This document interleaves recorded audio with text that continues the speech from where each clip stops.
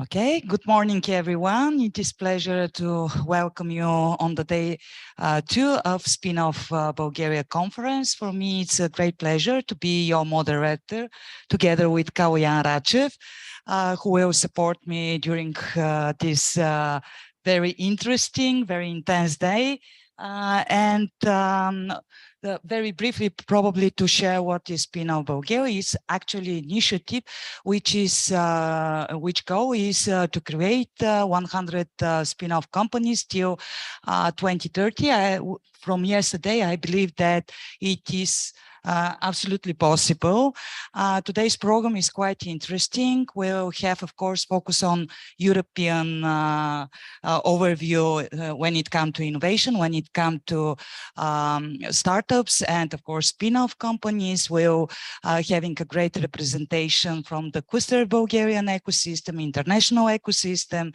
We'll have a very intense meeting with different scientists, academic representatives, and of course, a great networking and pitch session of the most interesting example coming from Bulgaria and abroad when it comes to a spin-off culture. So welcome. It is a pleasure to see you again. So Kuyam, what will happen today, and who is our first guest? Yes, thank you, Christina. Welcome also from my side.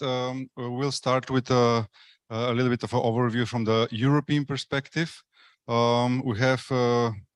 are very honored to have such a good mix of guests. We start with Eva Meidel in an online session, and then her colleagues from Digital Europe and also Svetlina Penkova will join us to talk about more perspectives. Svetlina is here with us. Please have a seat at the stage. Who else? And also I want to invite on the stage Daniella Jonkov from Enterprise European Network Bulgaria and our consulting to joining, because a great discussion will follow up. So colleagues from the technical team, can we show Eva Meidel? Hello, Eva, welcome. Hi, good morning and welcome everyone. Extremely happy to be joining you. Thanks a lot to Kaloyan and to Christina for this invitation and for the whole cluster. Unfortunately, I can't be with you, but I hope Burgas is at least as sunny and as welcoming as Geneva is this morning where I am at the moment. But I won't take any more intro remarks, and I will go straight to the point, because I guess it's so much better to be zooming into the room and to the panelists rather than to zooming in on Zoom. So I'll keep it short and sweet, but hopefully very concrete. I thought, because we find ourselves in a very different situation this summer compared to last summer, and cities like Burgas have definitely felt that in various ways. I thought I'll start by quoting Einstein, and he is often actually quoted by saying that insanity is doing the same thing over and over again, while you're expecting to get a different result. And I will connect it in a little bit with my way of thought. As I said, today we find ourselves in a state of what some would describe as madness or close to madness. It's a very interesting geopolitical confrontation that we see between the West and China, especially in the tech world. But of course, we are witnessing Russia's brutal war and invasion of Ukraine. So this has put us in a very different situation, a situation in which we need very new but also different solutions to solve our gas supplies, our energy problems, to ensure our raw material supplies are intact. So if we continue to think in the same ways as before, I think it will be very difficult to find new solutions. If we want to tackle our energy dependency, for example, many would just say, well, we simply need to renew our contract for gas supplies. And we never think about new innovative sources of energy, about technological possibilities for energy efficiency.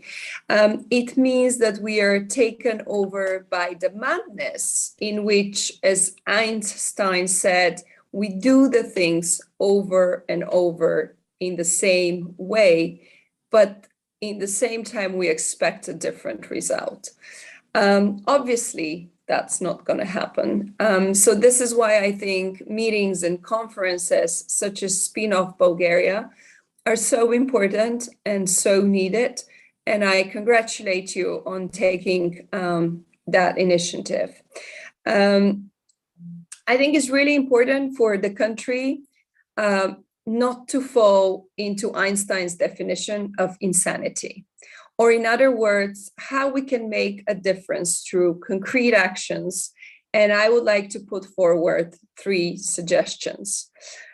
The first one is linked to the concept of smart specialization of Bulgarian region. It's linked to the mutual interaction and reinforcement between local authorities, between businesses and universities working together on new solutions for the digital transformation, on low carbon technology, on energy efficiency, whether it's in transport or in any sector and beyond. The second point is linked to and points Bulgaria towards the right path with national policies that could support our constructive role in the process of the future of the European Union and some of the policies that are being developed at the moment. One of them is the design and the manufacturing of microchips. Europe is creating a new plan to support its own production, its own design of microchips through the so-called law, which is called the CHIPS Act, and I'm one of the rapporteurs on that. With its experience in the field, I think Bulgaria must find its place in this new proposal. You all know in this room that the semiconductors are the fuel of the economy of the future. And this is why Europe wants to have a bigger stake in their manufacturing and in their design. It is a very lengthy and very difficult process. It's not like producing vaccines, but still, because it's a lengthy process and it requires a lot of stakeholders, I believe Bulgaria can find its spot on the map and be part of this supply chain. The second one is linked to the introduction and use of artificial intelligence. Europe is in competition with Asia and the US, of course, and we have to set global standards, not just golden standards. So in this respect, Bulgarian companies have to find the appropriate way of how to integrate artificial intelligence in their day-to-day operation. And finally, very important point is the introduction of new technologies for low carbon energy and hydrogen, as well as when it comes to electric mobility and so on and so forth. So all possibilities for new energy that do not allow political blackmail for Europe, but also are able to keep our nature clean and more sustainable. So these were these 3 proposals, part of my second point related to grasping, the new trends that the European Union brings for the future. But my last point related for Bulgaria, it focuses on creating those necessary links. And I know many of you in this room have talked about that before. Focuses on these links between high-tech business and universities for common projects, but also bringing those sort of educational programs so say in the 21st and 22nd century, because I think a number of them perhaps do not incorporate a lot of the things you're going to be talking today about. There is also another task, and it might seem easy, but it's creating a mentality in the next generation that says nothing is impossible. Putting this can-do spirit into the next generation of achievers, of professionals, of people that are passionate about things. Because I believe innovation only comes when someone is looking for it and desperately working towards achieving that innovative process. And I think this is extremely important for a country like Bulgaria, which, with full honesty, it has to catch up in that process.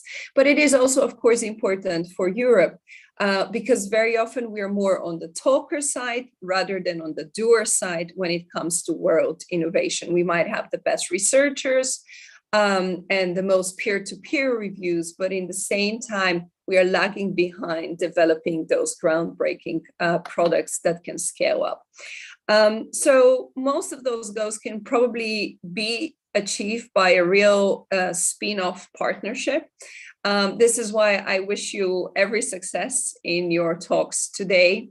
And I hope this discussion brings to light many new projects to create opportunities for growth and competitiveness. And I'll leave it up to the expert panel and my colleague Svetelina for you to kick off that discussion. And once again, apologies for not being there with you in person. Thank you.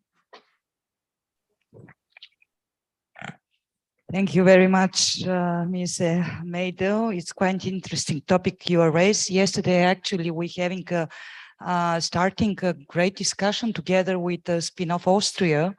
And we are thinking to increase this initiative to become European, pan-European one, because we believe strongly that pan-European ecosystem are probably the way to increase the innovation capacity of Europe as a whole. So we will be much appreciated to support us in this matter, because we strongly starting to searching such a communities across Europe. A very good point you make about the strong resources in Bulgaria when it comes to artificial intelligence, when it comes to microelectronics, and our ecosystem is quite alive. So much that they have already established project ideas. Of course, they will need European support in order, first of all, of course, to getting this awareness of what actually we have here.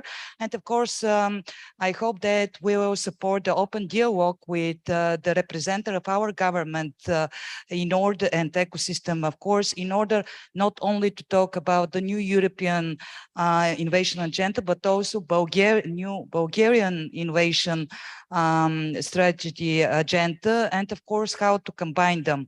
I'm sure probably Kuyana also having a question, but very briefly from me, what are the upcoming most interesting initiative from the domains that you're covering when it comes to in Europe, and yeah, what we can expect till the end of the year, because gathering information before it happened is something that is quite useful for us. So if you can share some key initiative from your side that probably our ecosystem can join or support, it will be quite interesting.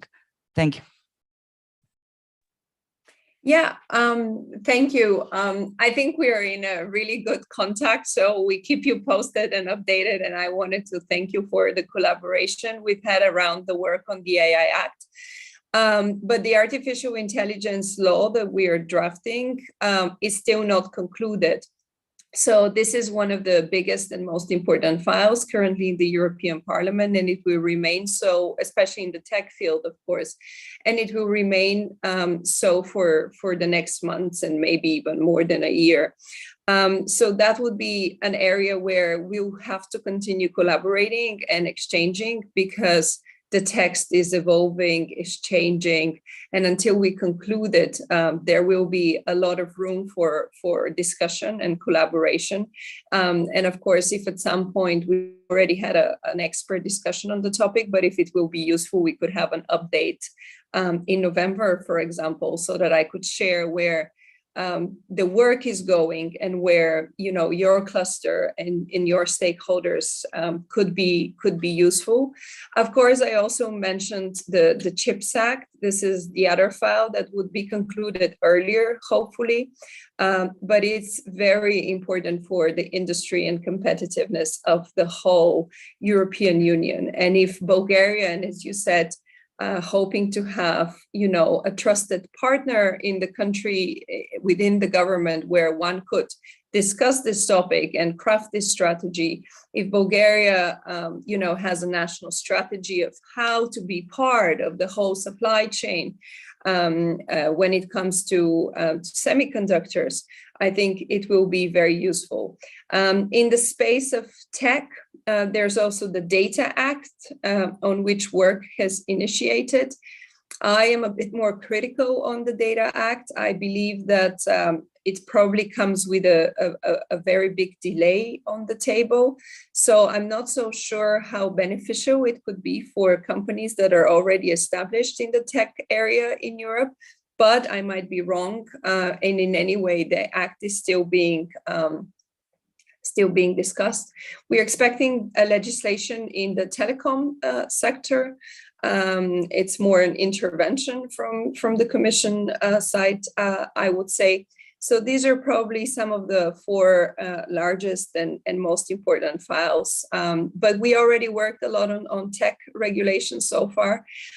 So we do not expect many more apart from one on cyber. So there's going to be the Cyber Resilience Act, which I think is very important and it has to be followed. So these are the ones that come on top of my mind at the moment. Thank you for the insight. I don't have any more questions, but I want to add that we are currently preparing the second AI report for 2022, AI Cluster Bulgaria together with CE News. So mapping the Bulgarian AI ecosystem is information which always is useful to different levels of stakeholders. And from our side, we are connected on a European level with the European AI Forum, which is a network of national AI organizations. And here we are also supporting the communication on policy, on different industries with the European Union on a national level and with the ecosystem. So we help to translate this information also for the different stakeholders and for their specific languages. For example, for the academia language, which is maybe different than the business language. So thank you from my side and from our side, Eva. Always welcome at our events. Thank you very much. Thanks a lot and have a successful conference. All the best. Thank you. Thank you. So our next speaker is also online. It's Thomas Helibrand, who is a health policy lead at Digital Europe. Is Thomas online?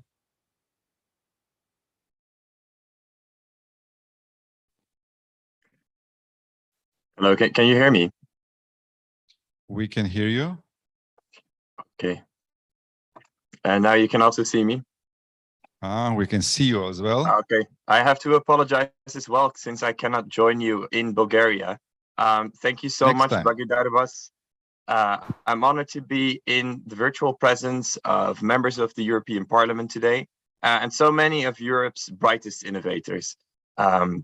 As for myself, as you mentioned, I'm leading the health policy work at Digital Europe, which is a Brussels-based business association representing big and small digital companies operating in Europe.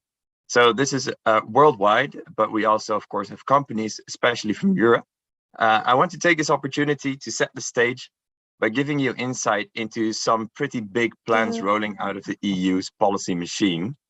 Thomas, one second. It was some technical problem with the internet. Maybe can you just skip the last 30 seconds and repeat? We didn't hear you. Thank you. Apologies. I hope it's not from my side. So thank you again, Благодарю. I'm honored to be here in the virtual presence of members of the European Parliament and so many of Europe's brightest innovators. You already introduced me, so I'm working on health policy at Digital Europe, which is a Brussels-based business association. We represent big and small digital companies operating in Europe. I want to take this opportunity to set the stage by giving you insight into some pretty big plans rolling out of Brussels, out of the EU's policy machine. MEP Meidel already mentioned the Data Act, and we agree at Digital Europe that there are ways to improve this. We published a position paper on the Data Act just yesterday, and I'll share it with you, of course. As you all know, innovation is data-driven, and Europe has lots of it, although not always digital and often locked away in silos, which makes it very difficult to use. We should not forget that without accessing and analyzing loads of data, we would not have made massive progress in addressing, for instance, cancer. Since the 1990s, cancer survival rates have increased by an impressive 20%, but this can be much more, and this is happening already today. It's happening thanks to you, thanks to innovators. Unfortunately, survival rates remain relatively low in Bulgaria compared to the rest of Europe.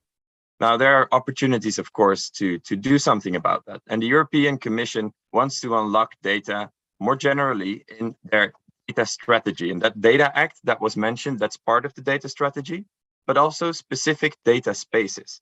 That could be finance, manufacturing, or health. And health is the first one. And we're only seeing the first data space today because only one has been proposed yet, but it will give us something to think about and what to expect also for the other data spaces.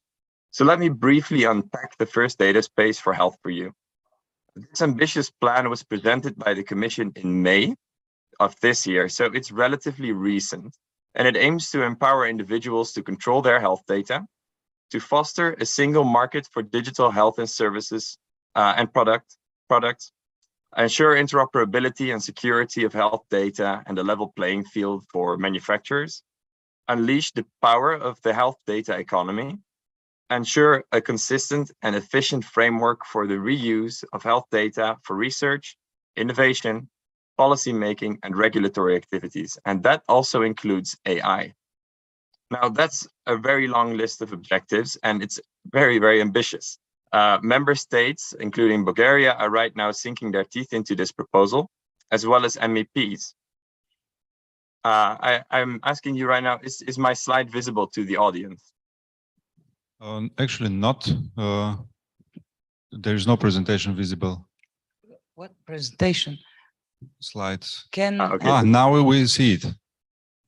Okay, fantastic. Okay, because that's important to help me explain this very complex proposal for your audience. So we support the objectives and appreciate the holistic approach, but it is important to have a look at this proposal in more detail, because right now we see that there are many opportunities for innovators in the primary use of data and in the secondary use of data.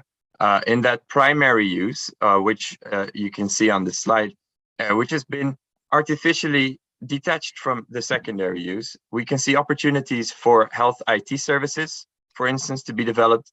And all of this is happening at the intersect of academia and industry, of course. We can see opportunities for person-facing applications to be developed. And then on the secondary use side, we can see many opportunities for the boosting of R&D, for instance, in cancer research, as I have mentioned, for AI to be developed, for personalized medication to be developed. And all of this will depend very much on how this will be implemented in the end by the European Commission. And I won't go into the details too much, but I can already tell you that there are sweeping new obligations and also rights in this proposal, whether that is for you as a patient or for you as a researcher working in a university or as a company. And of course, then there is another element to think about is when you are transferring from academia to becoming a company, whether that would allow you to bring your data with you. Because in this proposal, the concept of a data holder or somebody who is in control of that data is still something that will be debated. And that debate will determine for a large part how much potential there will be for you. And just to quickly summarize what we are thinking right now about this EHDS proposal, is that 3 things should remain central in the discussions if it would be to boost innovation.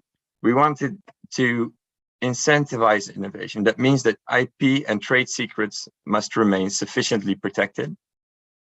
The incentive for finding, processing, and analyzing data, whether that is at a big scale or a smaller scale, should be leading. It should build on what works. You're all aware of the GDPR, of course, and the GDPR has created some compliance burden. The GDPR, of course, being a success story of how you can have privacy laws across Europe that are accepted. But we must make sure that if you were to do research across several jurisdictions, that compliance is not your only burden, right? You also want to be working with that data. We want it to be aligned to international standards development. And that is also something we don't see fully reflected in this proposal.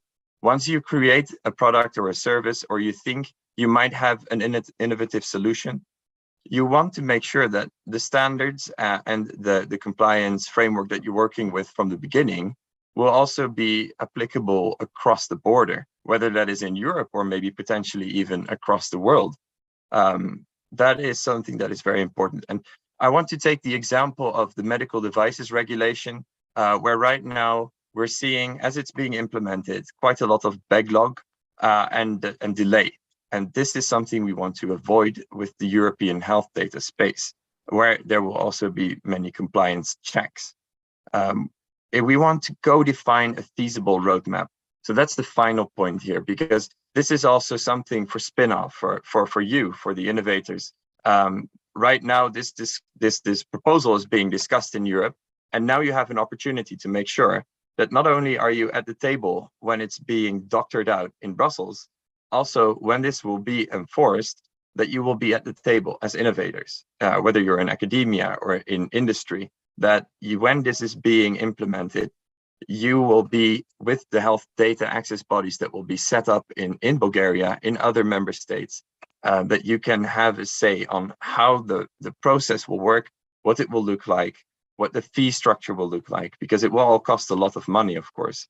So what we would like to see in the proposal itself is further detail on the budgeting, the timelines, for instance, for when you apply for data and when you receive that data, or when somebody else's data will be transferred to you, or when you have to transfer the data to somebody else, apologies. So we would like to see further stakeholder support in the EHDS. And this could be reflected, for instance, in the EHDS board that is going to be set up. The Data Act will not have a board, but we know that the Data Governance Act, which precedes it, which is about data that is held by public entities, that they have a board. It's a data innovation board, and the EHDS will have a board as well. Their industry, researchers, patients, they should all have a seat at the table. That should be a formal process so that we make sure everybody's voice is heard. And with that message, I want to give the word back to you, and perhaps there are some questions, and I'd be more than happy to answer them. Thank you, Thomas. I have a very brief question. A little bit later, there will be a great discussion here on site connected with the new established digital innovation hubs in Bulgaria. So I know that they are part of the process, of course, and quite connected with your activity and, of course, the Data Health Data Act. Can you please share with us what will be involvement of digital innovation hubs and how the network actually will support the health policies and adoption of the models that you already mentioned? Thank you. Thank you for that question. And actually, it's a very good question. So to answer that, we'd have to look at the actual text of that proposal. And when you read through the proposal, you can already conclude that this is a very broad framework. which is understandable because this is ambitious. And in that very broad framework of the European Health Data Space proposal, there are not very clear guidelines on how these the innovation hubs, for instance, and also other frameworks will in practice be integrated. That means that there is an opportunity for the innovation hubs to make sure that they are integrated. And there are several fora where they can do so. So for instance, in the joint action towards the European Health Data Space, which is a joint action of the Commission and several member states, there are fora where you can provide your input. And in these fora, much of the practical implementation will be decided. So please do look it up. Thank you.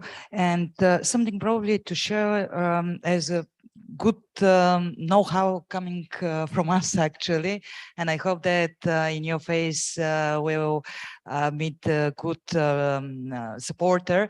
But next to one of the digital innovation hub that I mentioned, our new established in Bulgaria, we included during the process of founding in a corridor with 13 more digital innovation hubs dedicated, of course, on digital health. And our great ambition is actually when we have a company, new established company, for example, telemedicine solution, to have test and validate market in 13 countries. Do you think that this is the future, and probably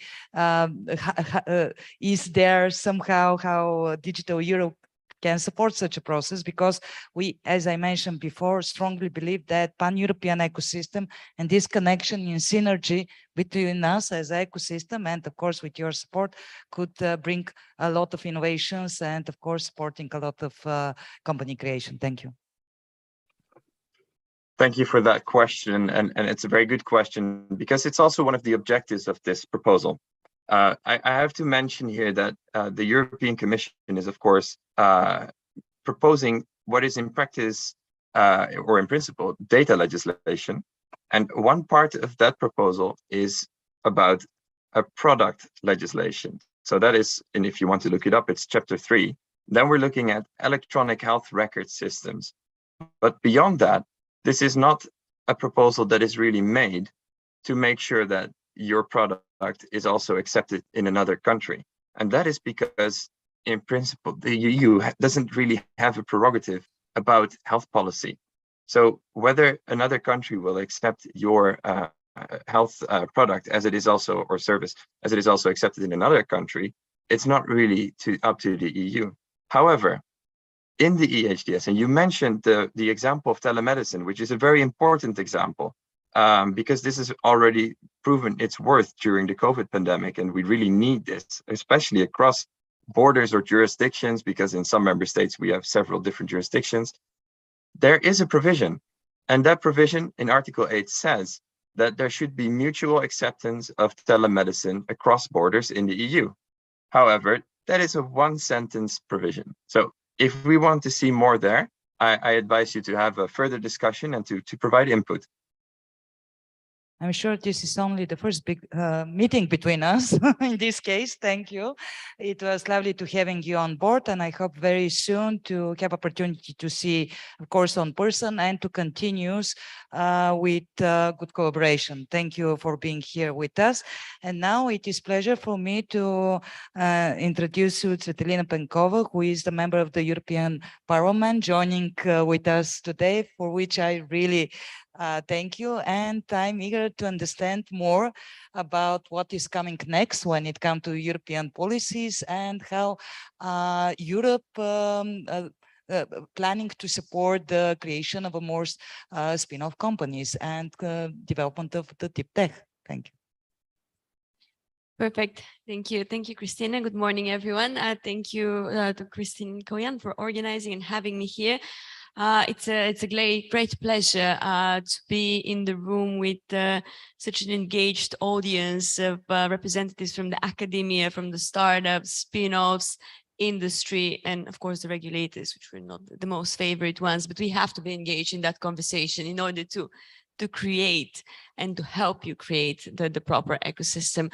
I would just start with congratulating the organizers. Actually, for having this event and involving all the stakeholders around this discussion, because this is crucial to have the spin from all the different aspects, because otherwise would not be able to create something which is sustainable and has like future impact. And of course, I cannot overcome the political turbulence in our country, and I have to admit it's much more pleasant to be in a room like this at the kickoff of the numerous political campaign in our country, when we're speaking actually in terms of setting the conditions for building a proper future and a path forward. Speaking after Eva and Thomas is difficult because they've actually set up the bar quite high in terms of discussing really some of the main policies that we're going to be working on at the European Parliament, and also setting up some of the challenges we're going to be facing. So I'll try to build my introduction in two main parts, answering two key questions. The first one is why, and the second one is what. I'm pretty sure for the why part, we're all going to have many different answers, but I'll just try to spin it through the common European perspective.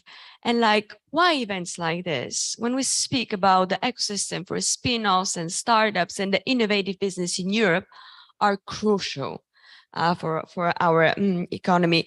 So basically all the players I've just listed, they're essential for Europe to achieve the green and the digital ambitions we had set up in the next 10-year agenda, which are the core of all the policies, all the files, everything we're working at the institutions, like being the European Commission or the European Parliament. They're spin-off under one of those two buckets, or actually combining them, the Green Deal and the digital transformation. You imagine that this is all related to innovations, and innovations are always driven by startups, spin-offs, and like the small and medium enterprises, when they find the right conditions and when they manage to find the right resources and the right support. The innovative business is the main and the key driving force for Europe to be among the leaders of innovation and technological development. Eva had rightfully mentioned that our main competitors on that field would be Asia and the US. When we're speaking about that, we have to be very pragmatic to realize that we need to be working on common and pan-European projects, because we have no other chance to compete with those economies if you're not working together as a union.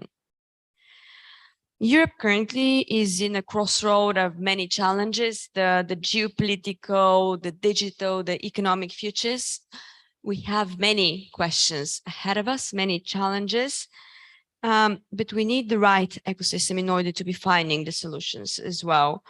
The ecosystem that creates opportunities, growth opportunities that help us tackle the current multi-layered crisis actually, and to help us handle any upcoming crisis in the future.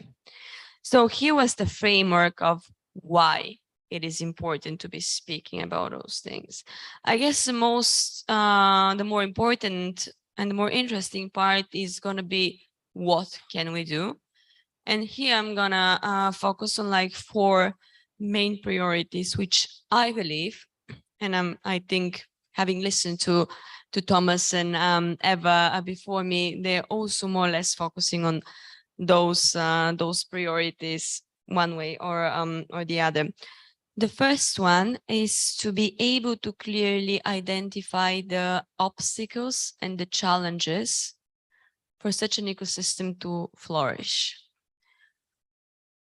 Without knowing the problems and without speaking with the people who have tried and failed for a certain reason, to be honest, I'm a supporter of discussing the failures as well, because that's the only way we learn. So if we don't identify the obstacles and the challenges we have in Europe, we would not be able to compete with the US, because we have to accept it's a quite different system there, and they had proven currently that for some reason they're more successful in that, and we need to catch up and overtake them, hopefully at some point. That would be the first one. The second, of course, the crucial one is access to resources. And when I say resources, I mean both financial and talent resources. And here we should also be looking at the union level of access to resources. Like exchange of talent should not only be wishful thinking. We should actually proactively be doing that. And I was listening to some of the examples Christina gave actually with the collaborations with other member states that have already achieved certain steps. And this is the way to go. We don't need to be discovering things that are already established, and we could start from actually the next level and develop it from that point on. That's one of the purposes of the single market. Access to resources, multi-stakeholder involvement, like is the one we're having here. And of course, you need to have the public and private collaboration. This is crucial in order to be able to build something together.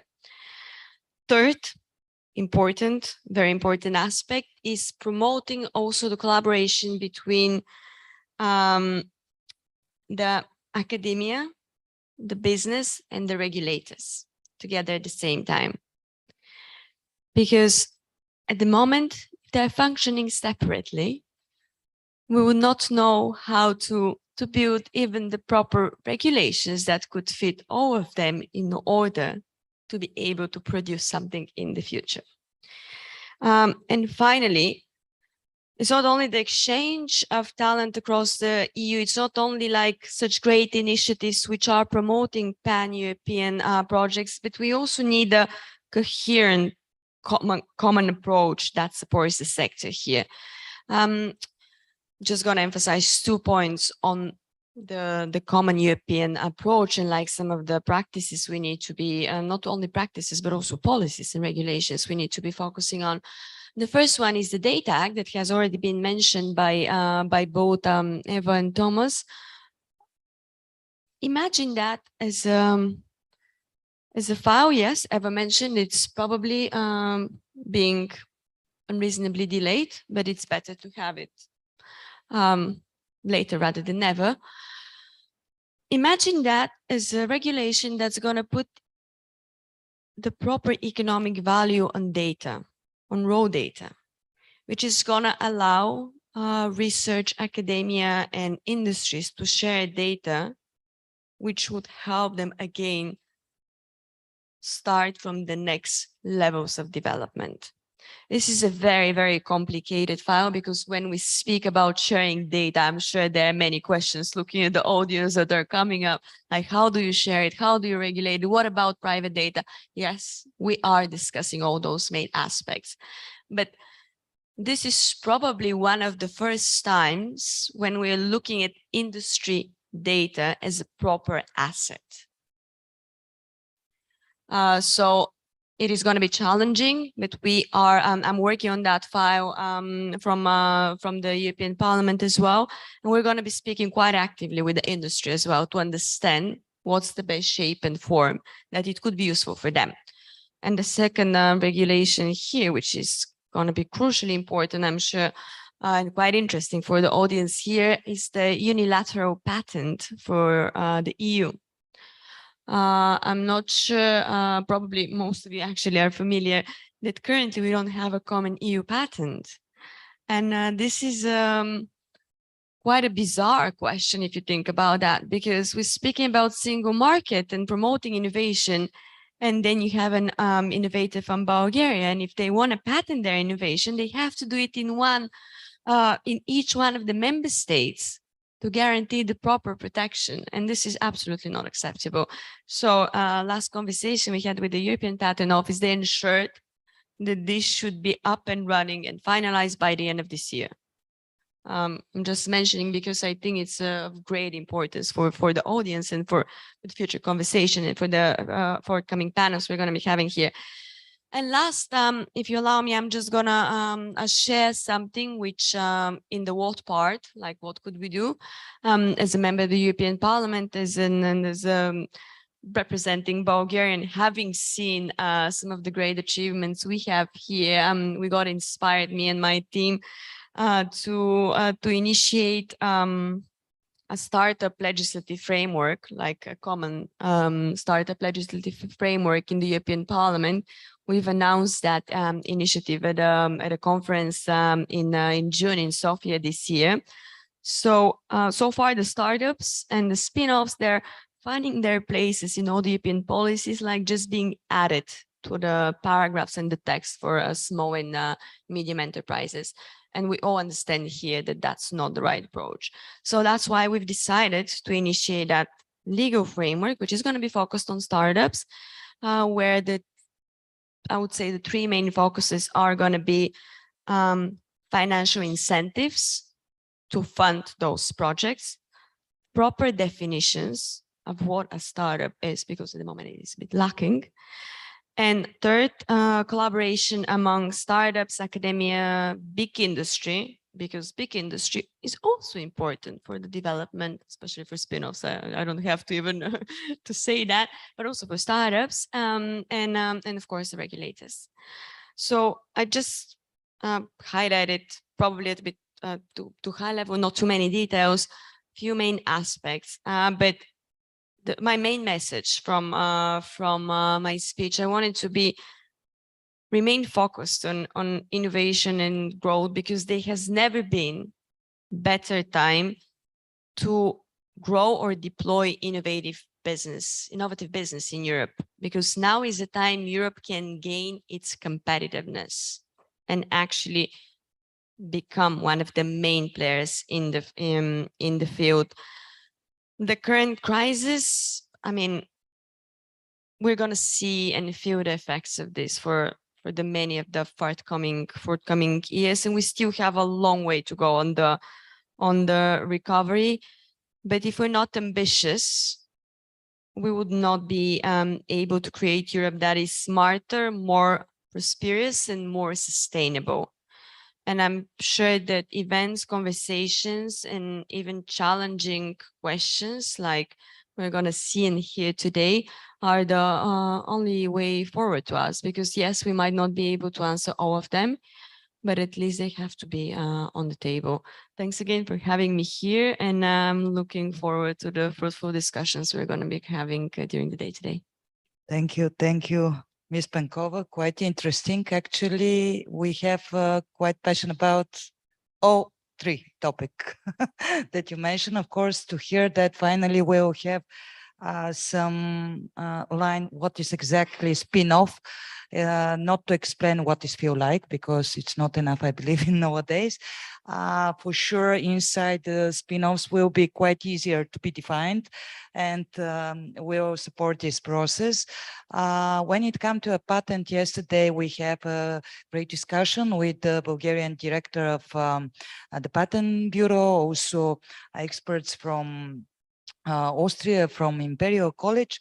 And yes, for sure, one of the key topic was the common patent law, how to make Bulgarian regulation better and supportive, because right now we see the model coming from UK for 3 months.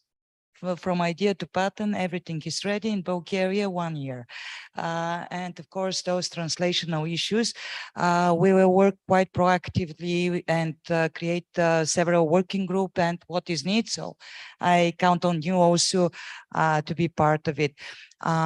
In our next panel, we'll discuss the European project and what is the need Bulgarian ecosystem and organization to increase the result next to Horizon.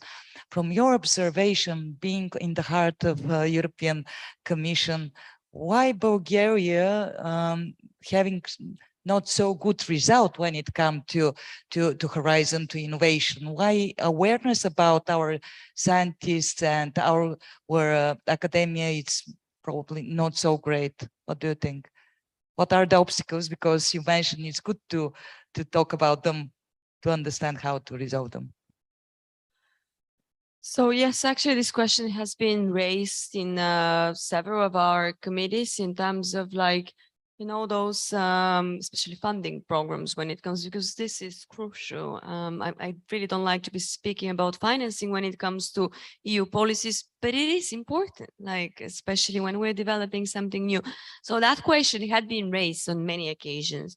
Why there is a clause of few countries that are getting most of the financing, especially when it comes to projects like that, programs, excuse me, like that. And it's not very, I mean, the principle of solidarity doesn't seem to be applying there.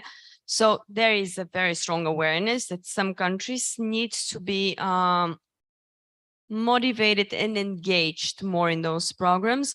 My genuine answer to your question would be probably there is a lack of information in terms of like what are the right programs and the right steps to be applying for some of the funding, which is a matter that we have to tackle also at national level, but also the European level. Speaking from the European level, because we had encountered that problem.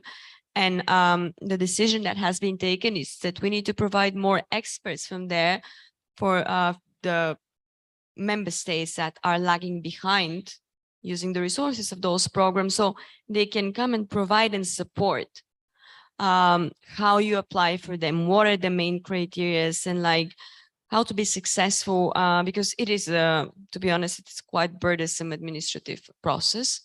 That's one of the measures we have taken. And the second one is for, especially when it comes to innovations, like Horizon is the program that's from the predecessing programming period, but it continues, of course, now.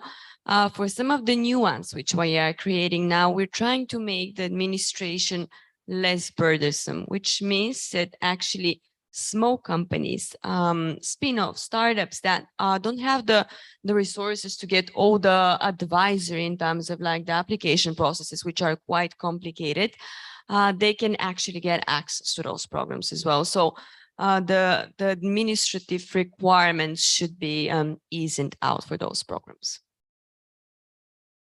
Thank you. Yes, I think that this is the direction. And also, if I can mention something that we discover, that most of the country, probably only Bulgaria, doesn't have its own representative office for innovation in Brussels. So it's quite hard for us sometimes to share what the resources and what we have. So far, we will count on you and people like you, of course, to support us, to share with the commissions what we have exactly, because we have a lot. You have a commissioner as well. Yeah, also, of course, the synergy is quite important.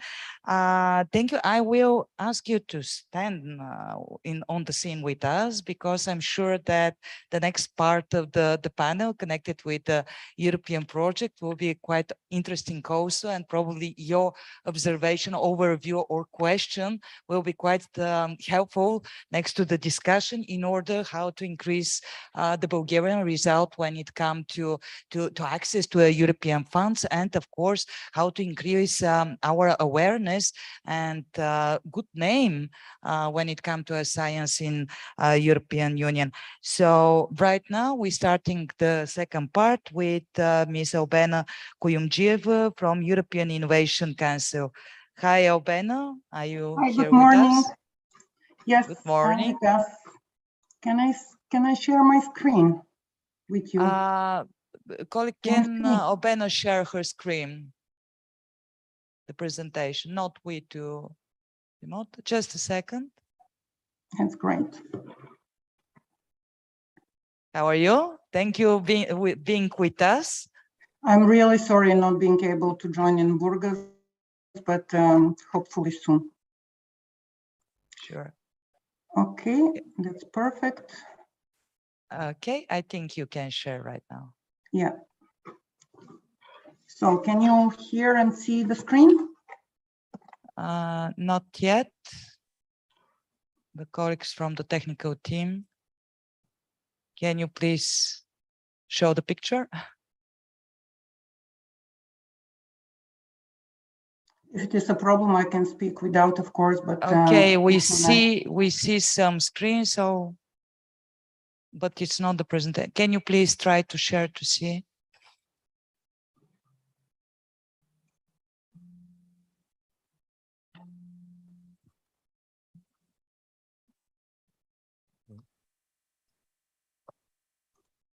Ah, yes, we can see. You can continue. Thank you. Okay, perfect. So I see that we are a little bit behind the schedule, and now I want to Albana, I'm sorry, I need to stop you again. Something happened with the screen. Colleague from the technical team, can you please? Because we saw the presentation, but actually we also have the presentation here, right? We also have the presentation. We can. If it is easier way to share, can you please? Whatever is. Yeah, probably during the sharing transfer, somehow the picture is become different. Okay, we will share the presentation. Yeah. Since we are going to talk about deep tech innovation, we have troubles of showing a presentation. So I want to take you on a speed dating with the European Innovation Council. That is an entity that the European Union never had before. And this is the new, as we are dubbed, the new unicorn factory for European deep tech startups. With a budget of over 10 billion for the next framework program and an average budget of, next slide please, of an average budget of 1.5 billion per year, we aim to support European researchers, European spin-offs, European startups who have incredible ideas on how to change the world by using deep tech innovation for that purpose. So we are becoming the biggest European public funder, and we managed to attract so far from the period of our pilot phase 2018 to 2020 and the fully fledged operation since last year, we have managed to attract €3 for every €1 that we have invested in any startup that we have funded. So by doing this, we are trying to crowd in additional investors and help the startups in Europe scale up and become a global players on the global market. We have three main instruments, and what is unique about the European Innovation Council is that we finance research from the very research idea, which is our Pathfinder program with technological readiness level 1 to 4. There we fund deep tech, high-risk research that aims to explore uncharted territories of research and find answers that have never been asked before or never been found answers before. So there we found consortia of at least 3 participants, and in most of the cases we have very many research organizations that are combining their sources and they're combining their strengths, but we also have many SMEs that also join these consortiums and help the researchers understand better the needs of the market and the way product can go to the market.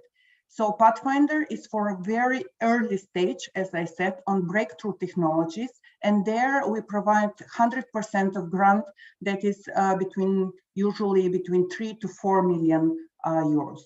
To take the innovation from a great research idea at a very low tier level to the next stage, we have a second program that is called Eic Transition, which is focused exactly on making this leap of bridging the so-called valley of death, where many research results don't find the strength or don't find the funding to actually move towards business and market readiness, having a business plan, starting to slowly be ready for the market.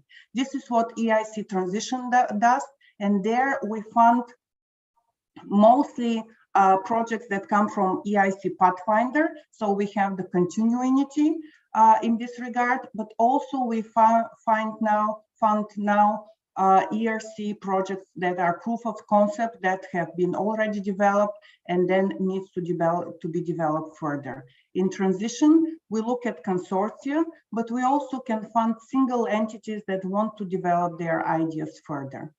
And our third instrument and our flagship is the Eic Accelerator that is targeted explicitly at startups, at SMEs, at deep tech innovators that want to bring their services and their products to the market. So here we are talking of tier level 6 to 9, and the funding goes individually for SMEs.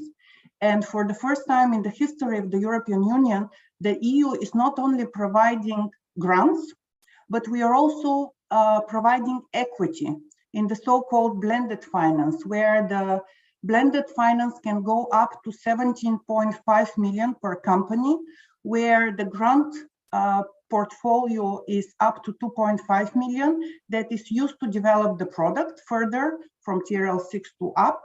And then the other 15 million, up to 15 million, are used for the company to scale up. So EIC is a patient investor that wants to help the company grow and ensure that there is other investors, the market uptake for the product and service before we exit.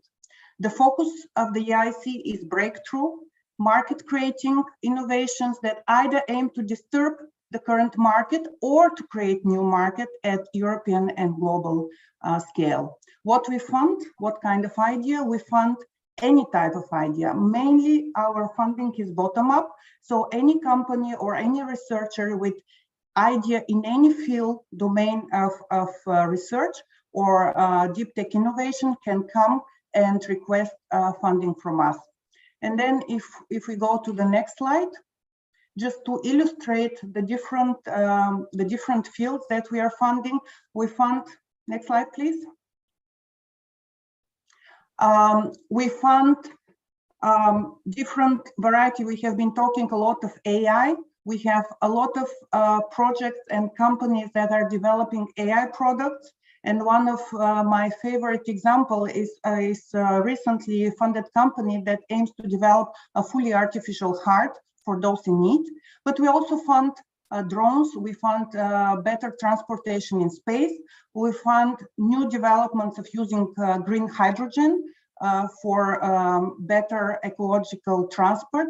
So any field is possible, and our portfolio is mainly divided in three areas that can be divided into digital, health, and environment. And here on this graph, you see from our latest impact report, the different areas, and also you can see the areas where we have already more advanced research. We have more advanced projects like AI, big cloud, big data, or areas where we are still at the early stage of development of finding research questions, which will be photonics, for example, or quantum. And then what is the role of the SMEs in the early stage research? We have more than around 70% of SMEs that are participating in our EIC Pathfinder project, the lower level of research, which brings to these SMEs the cutting edge knowledge of research and also helps them accumulate more revenue to grow faster in terms of economic growth and also create new jobs. And if we look at our statistics, we see that around 12% of all the projects that were funded under this early stage EIC Pathfinder are then leading to the creation of the spin-off company, which is a quite high number compared to the average. And next slide, please.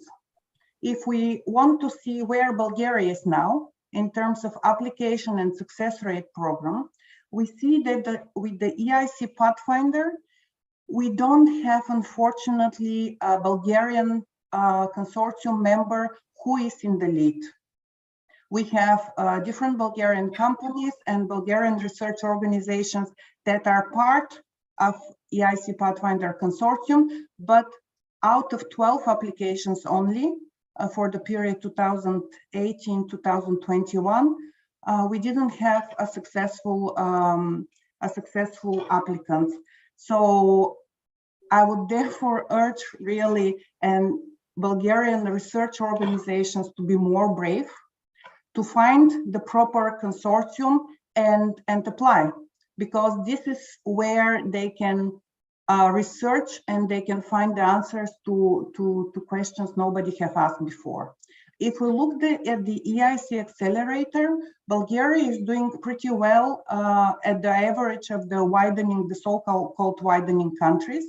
We had 17 successful companies in the period 2018-2020, which got funding of over 21 million. And now, only since the fully fledged operations of the European Innovation Council, we already have three successful startups that got two got blended finance, equity plus grants, and one got grant only. And they are in different fields. As you see on the slide, we're talking about biodegradables. We're talking about drone airline cargo company, and we are talking about AI platform to optimize logistics. So everything is possible as soon as you apply. And something that the previous speaker also mentioned, we have already simplified the process. For the EIC Accelerator, the first step of application is the submission of a short video, a slide deck, and a short summary of 5 pages. And this is the only thing that is needed by the innovators to test their idea, if their idea is potentially eligible for funding. And after 4 weeks only, they get the reply. And the reply is yes or no. And the minute they get the yes, and the chances that they get yes is almost 50% from the all applications, then they can use the services of EIC coaches and mentors and help them for free and help them develop further their full applications. So you don't need the intermediaries. It's a process where the innovator has to describe and pitch his own idea the same way they pitch to any other investor that they are going to seek on the market. And next slide, please. I want to finish with the overview of the calls that are still open by the end of this year. For the EIC Accelerator, for the short applications that I just mentioned, you can apply at any time, all around the year. There is no deadline, so please feel free to apply and test your ideas.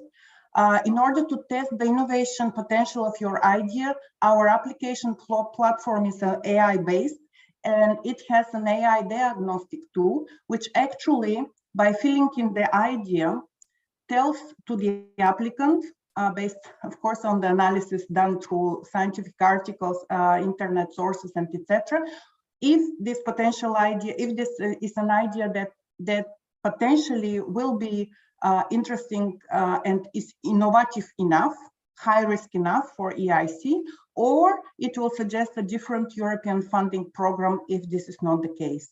So I urge you to, for those who still have an ideas that they haven't tested, please apply, at least try the AI tool and see how innovative and deep tech your idea is. And for research organizations, we still have 2 deadlines. One deadline that is approaching on the 19th of October. And there we have specific challenges on very interesting topic as DNA-based digital data storage. We talked a lot about data. We have quantum, we have carbon dioxide and nitrogen management, and we have different energy storage calls. For anything else, we are currently in the process of drafting our new work program that will be adopted by the end of this year. So please stay tuned and check the EIC webpage. And of course, we are always ready to come, to support, to explain, and provide as much information as needed. Thank you very much. Thank you, Albana, for the great insight. Actually, yesterday there was a discussion among the networking why Bulgaria usually in most of the programs applying as a part of the consortium, but not the leading in a consortium. And it's happened that sometimes it's even connected with the regulatory. For example, we don't have national ethical frame from for translational medicine, which discount us from this to being leading consortium, and of course many more problems we actually find. But I know that you are a person with a very direct contact. You are quite supportive and providing a great consultancy. So everybody, the program is huge. There is a lot of opportunities for us. The result are not so good, not only for Bulgaria, but all the Balkans, let's say, all the Eastern Europe. So depends on us to be more proactive, to make more awareness of it. Something very, very briefly, I want to ask you to add also, because a little bit later we'll have a very inspirational panel for female entrepreneurship. And I know that EIC, you having focus also to support the young female girls. So can you please share very briefly about the program, because Girls Go Circular, because I'm a quite big fan. I'm sure that will inspire more and more girls also to join the program. We have, for inspiring EU innovators, we have a special program which is called Women Tech EU. And I'm not sure, but I think it's still open. The code, these are small grants that enable female innovators to further develop their ideas or to develop their business plans. It's extremely easy and interesting way that can help women innovators go deeper into the European funding programs and take the opportunities that are offered by there. But we don't stop there. We have a specific targets for female innovators, and given all the criteria of excellence are equal for everybody, then we look at how to support and how to invite more female-based entities for European funding. And for the latest stage, for example, when we talk about Eic Accelerator, we see that we slowly but steadily, not enough yet, but slowly but steadily, we are getting more women innovators, because this is one of our specific criteria to give priority to companies that have women on the leading positions. And we are talking about leading positions. We are not talking women in the consortium as such, but really the coordinators, the CTOs, the financial officers, the one who can make a difference in the company. So this is the other strain that we are talking. And of course, we have annual awards of women innovators and young women innovators. That is also something that we try to promote by doing this entrepreneurial skill in women. And our EIC board of advisors is extremely interested and involved in this topic, and constantly sets our targets higher and higher, so that apart from excellence, we achieve well balance between men and women in the tech world and in the deep tech innovation. Thank you, Albana. Actually, next to Bulgaria Innovation Forum on 26th of September in Sofia Tech Park, by the leading of Euro Commissioner Maria Gabriel, together with EIC, EIT, of course, Albana, I hope joining also. We can invite you all, of course, to joining on a very interesting conference, exactly to share more about the stakeholders, about the new European innovation agenda, what are the perspectives, what are the real opportunities, and how to get advantage on them. So, Albana, thank you very much. It was always a pleasure to meet you, and I hope very soon to make probably a very strong workshop, focusing workshop, in order to promote the program, because it's providing a great opportunities. Thank you again. Our next participant is Umer Kajayumer from Ministry of Education and Science, who is leading the national point of contact here in Bulgaria. So, hi Umer, can you hear us? Yeah, I can hear you. Yeah. Great. Just a second, the technical team to load the videos. Okay, we can see you also. Can you also load my slides?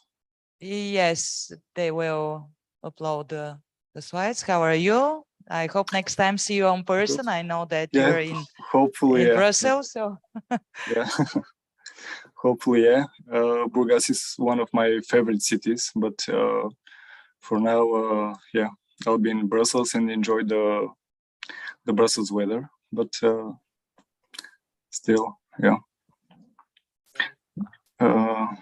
just a second. Yeah, we see your presentation. You can start.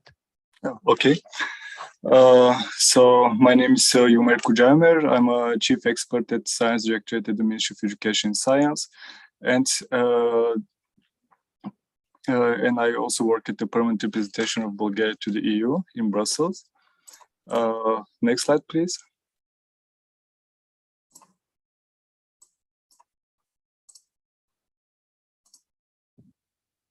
Just a second. Okay. Yeah, and today I will present you the Horizon Europe Framework Program very briefly. With a budget of over 95 billion euros for the 2021-2027 period. It is very similar to the previous Horizon 2020 Framework Program. Horizon Europe also aims to support the creation and diffusion of excellent knowledge and technologies, boost the EU competitiveness, economic growth, and create jobs, strengthen the impact of research innovation on other EU policies, as well as to contribute to the climate goals of the European Union. And as the European Commission likes to say, it's more of an evolution, it's not a revolution. So the overall design of the program and the available instruments are very, very similar to Horizon 2020. For example, the ERC under Pillar 1 continues to fund excellent research. And it could be also interesting for the audience that ERC can also support, can also provide additional support for exploring potential innovations under an existing ERC project. Unfortunately, though, as have been mentioned, Bulgaria has very low participation in several instruments under the Horizon Europe, and ERC is one of them. The Pillar 2 continues to be for collaborative projects. We can see the 6 clusters here. And the Pillar 3 has the new EIC. It also supports linking and developing European innovation ecosystems. And of course, the EIT, the European Institute for Innovation and Technology, also continues to be supported. On the right side, you would see the Euratom program. It's a separate program complementary to Horizon Europe, and it funds many projects for nuclear fusion and fission, but it can also support non-power applications, such as in the field of health. The main novelties of Horizon Europe are the EU missions and the European partnerships, which are funded under the second pillar. Next slide, please.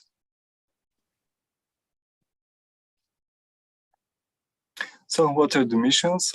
Each mission is a portfolio of actions with an ambitious and measurable goal, which would also include non-R&I activities, which would be funded through other relevant European programs. Fundamental research will continue to be funded under EU missions, but also projects with high innovation potential would also be supported, most probably including through the EIC. These are the 5 missions currently implemented through Horizon Europe. And I would say that it's a new approach. It's a challenging approach. It's a very new thing for the European Commission. And actually, very few European member states have any experience with this approach, because very few member states have had such missions on national level. It will be challenging as it requires very hard portfolio management, but I hope that Bulgaria will start to participate successfully.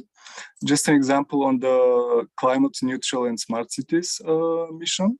8 Bulgarian cities have showed interest to participate in this mission. Of these 8 Bulgarian cities, 2 were approved.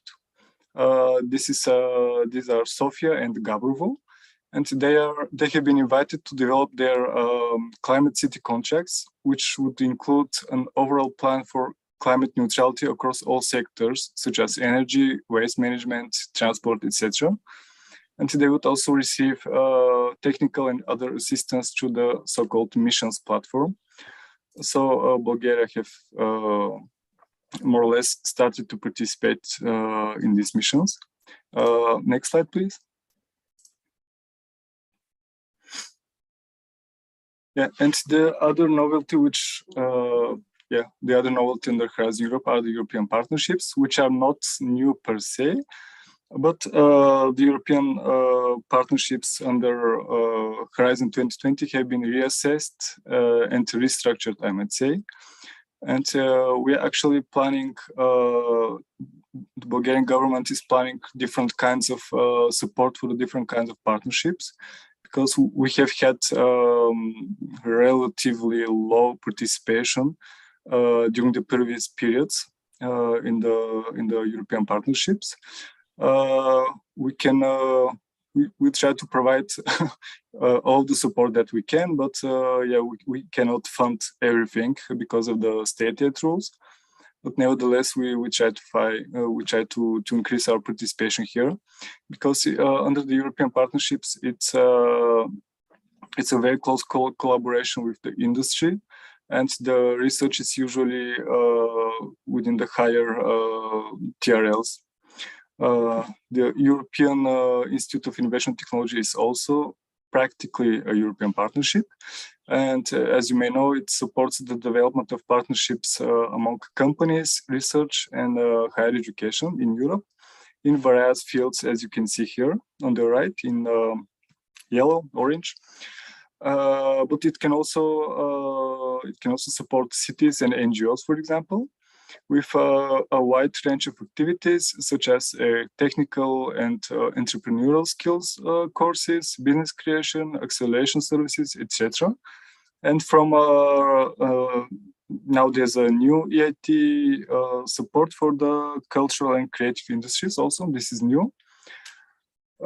So Bulgaria participates in almost all of the joint undertakings, which are in darkish blue here on the slide on the top, in almost all of them. And Bulgaria also plans to participate in many of the co-funded partnerships also. Here's also the Eurostars. It's the Eurostars 3, now called Innovative SMEs, here on the right side. Bulgaria will continue, and actually I think Bulgaria will start supporting SMEs to participate in this partnership. One last thing, the key digital technologies here under cluster 4 will soon become a CHIPS joint undertaking. We are still negotiating this, but I hope that early next year it could be transformed to CHIPS JU and start supporting also research and innovation in chips. Next slide, please.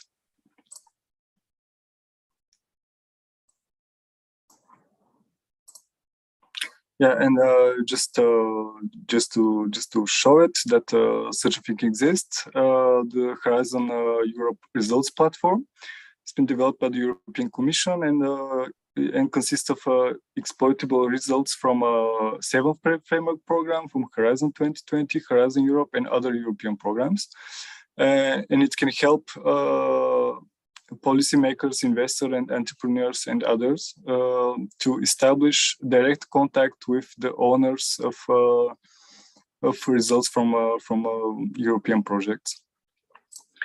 Next slide, please. And very briefly to present the just to mention actually the new European Innovation Agenda, which was published by the Commission just before the summer break. It's not a funding program per se, but it's more of a list of actions which are more or less focused on developing deep tech in Europe.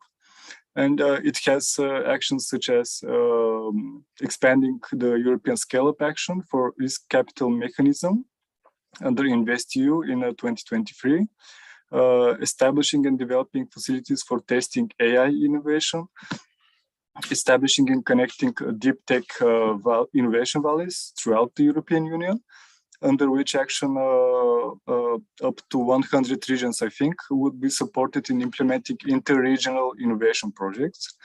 It would also establish a one-stop shop for innovation ecosystems. It would train experts in future-oriented fields under the Digital Europe program, and etc. So it's a very ambitious, but still not a funding program per se, but it would it would affect other funding programs. So I think it's quite ambitious. And next slide, please. And just to mention this, the Commission proposal for guiding principles for knowledge valorization. This has been published just a few weeks ago, in mid-August, I think. And we haven't started negotiating this, but the European Commission wants to replace its own recommendation on the management of intellectual property. But the last recommendation of the Commission is from 2008, so it's a long time due. This is also it's a recommendation, but still the member states should apply it wherever and whenever they can. This initiative wants to establish, for example, some mobility schemes between academia, industry, and the public sector. It requires well-defined policies and practices for intellectual asset management, and it wants to promote and support national and transnational peer learning processes and practices. And next and last slide.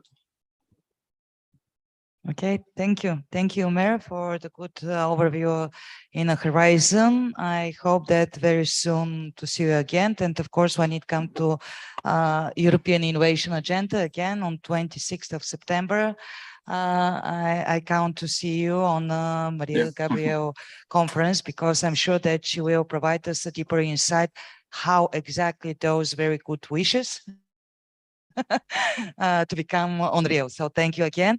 And now running and going to Daniella Jonkov, who is the EEN Bulgaria Coordinator, Program Manager at Applied Research and Communication Fund. So hi, Daniella. I know that you're having very interesting information to sharing coming from the experience. Directly to speak, yeah. Thank you, Christina. Can I have just the slide from there?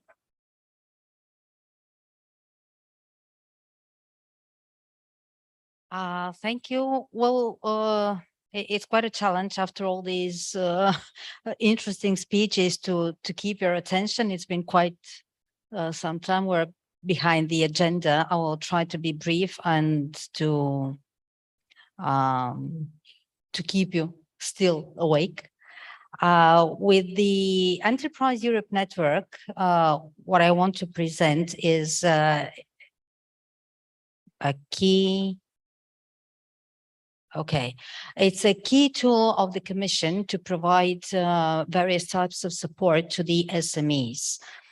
It is a network set up by the Commission many years ago in 2008, and it is the largest network that supports SMEs. What kind of support? There are 5 key areas that the Commission is focusing on in this programming period, and these is sustainability, resilience related to combating all these crises that have struck over the business over the past couple of years, and we're still in this very heavy, very dynamic situation, global situation. We also have the internationalization as a focus of the network, meaning to set up partnerships between businesses from the European Union and businesses with third countries. Innovation, of course, as a key driver of competitiveness, and digitalization, which is becoming more and more demanded in order to be resilient and competitive nowadays. How the network supports. I will start with giving you examples and then telling you a bit more about the different instruments that we have. Two types of advisory support, two big sections of support. One is advisory support, the other one is partnering support. To give you an example about this advisory support and how it works, for instance, a Bulgarian SME approached the network for advice how to build capacity and to be able to participate in public procurement in Germany, public procurement projects in Germany. And the network provided some internal capacity building, some training, and customized advice on how to tackle the procedures there, how to be competitive, how to be able to apply there. And in the end, the SME got certified and continued there with service contracts and bidding in public procurement procedures. What is important to know for any enterprise that is interested in the services of the network is that we provide customized services. So we first try to understand what is the need of the particular SME, and then to see how we can support the SME in its search of expanding its business across the Bulgarian, beyond the Bulgarian borders, or searching for partners. What is also important to know is that the network, it is a facilitator of the business to grow. We are not experts in all the fields possible. The network provides support to any sector, so we don't have sectoral limitations, but we are trying, like brokers, to help the supply side and the demand side to meet. So another example for a partnering service that led to a successful outcome is, for instance, a Bulgarian SME that approached the network looking for kitchen equipment that they produce kitchen equipment that needed coating to enhance the lifetime and the quality of the products. And the network searched across all the other centers across Europe for someone who could provide this service and this technology to the Bulgarian SME. And there was an SME that provided this kind of coating, but for satellites, for different application, from Finland. And when they were put together in contact, the Bulgarian SME and the Finnish one, a technology transfer was made so that the Finnish technology could be customized and modified to the needs of the application in the Bulgarian enterprise. The partnerships, they may happen in different ways. One way is that we support the participation of Bulgarian SMEs in pan-European or in global matching events, business to business, cluster to cluster.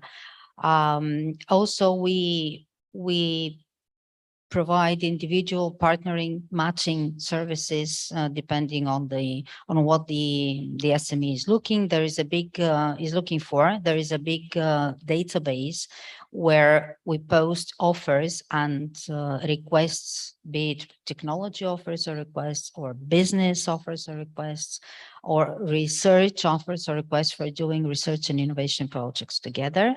And this database, with the help of the EN centers, is actually a very good way to match the searches and to enhance the partnerships. Besides, this is an updated a map of the network. As you can see, it spans across all continents except for Australia. As I mentioned, the largest one, and it provides really a very good outreach to the Bulgarian clients of the network, to any of the areas where the network is working, is operational, to search for support or to enter the new markets there.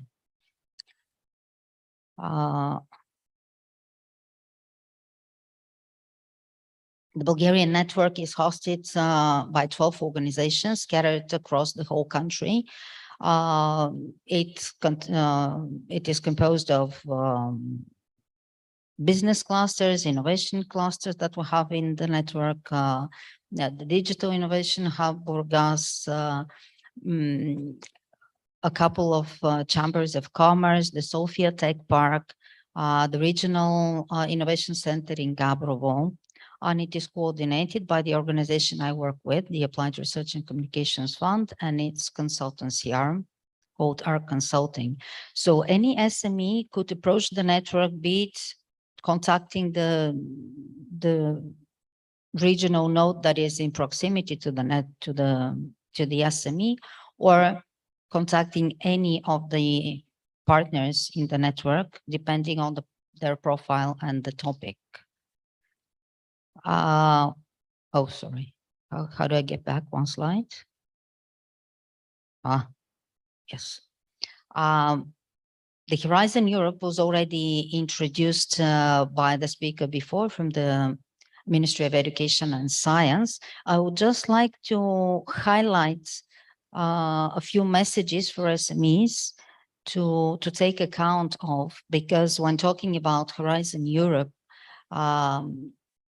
SMEs are often, imagining that it's big money out there, that is easy to get and so on. And this misleading understanding or misunderstanding, I would say, of the Horizon Europe program may sometimes be disappointing for the enterprises.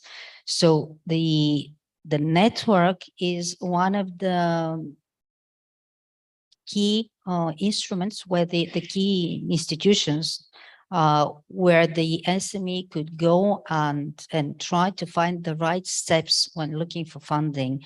It was already mentioned by Svetlana, I think, if I'm not mistaken, that what is one of the reasons why we're not successful when applying into the framework programs is that we don't find the right steps, and it's very important. So it's a big program. It is the framework program for research and innovation. For the current period, it's called Horizon Europe, with this budget of nearly 100 billion euros.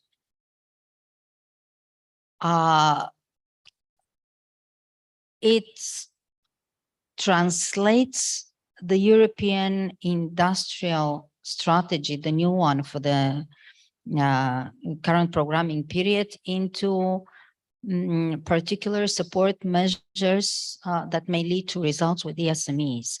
And it is very important for the SME, before starting to look for Horizon Europe funding opportunities, to get familiar with the respective ecosystem, industrial ecosystem that the company works in. The current industrial strategy is structured into four. It sets out 14 industrial ecosystems that have their own sort of roadmaps to achieve the ultimate results that are sought. So if a company works in the green energy field, it should necessarily get familiar with the ecosystem devoted to green energy, for instance, before starting to browse the Horizon Europe program, which is a big ocean of plenty of instruments that normally the SMEs are not, they do not have the time, they do not have the resources to get familiar with all of them in detail, and then to identify which one is the most appropriate one.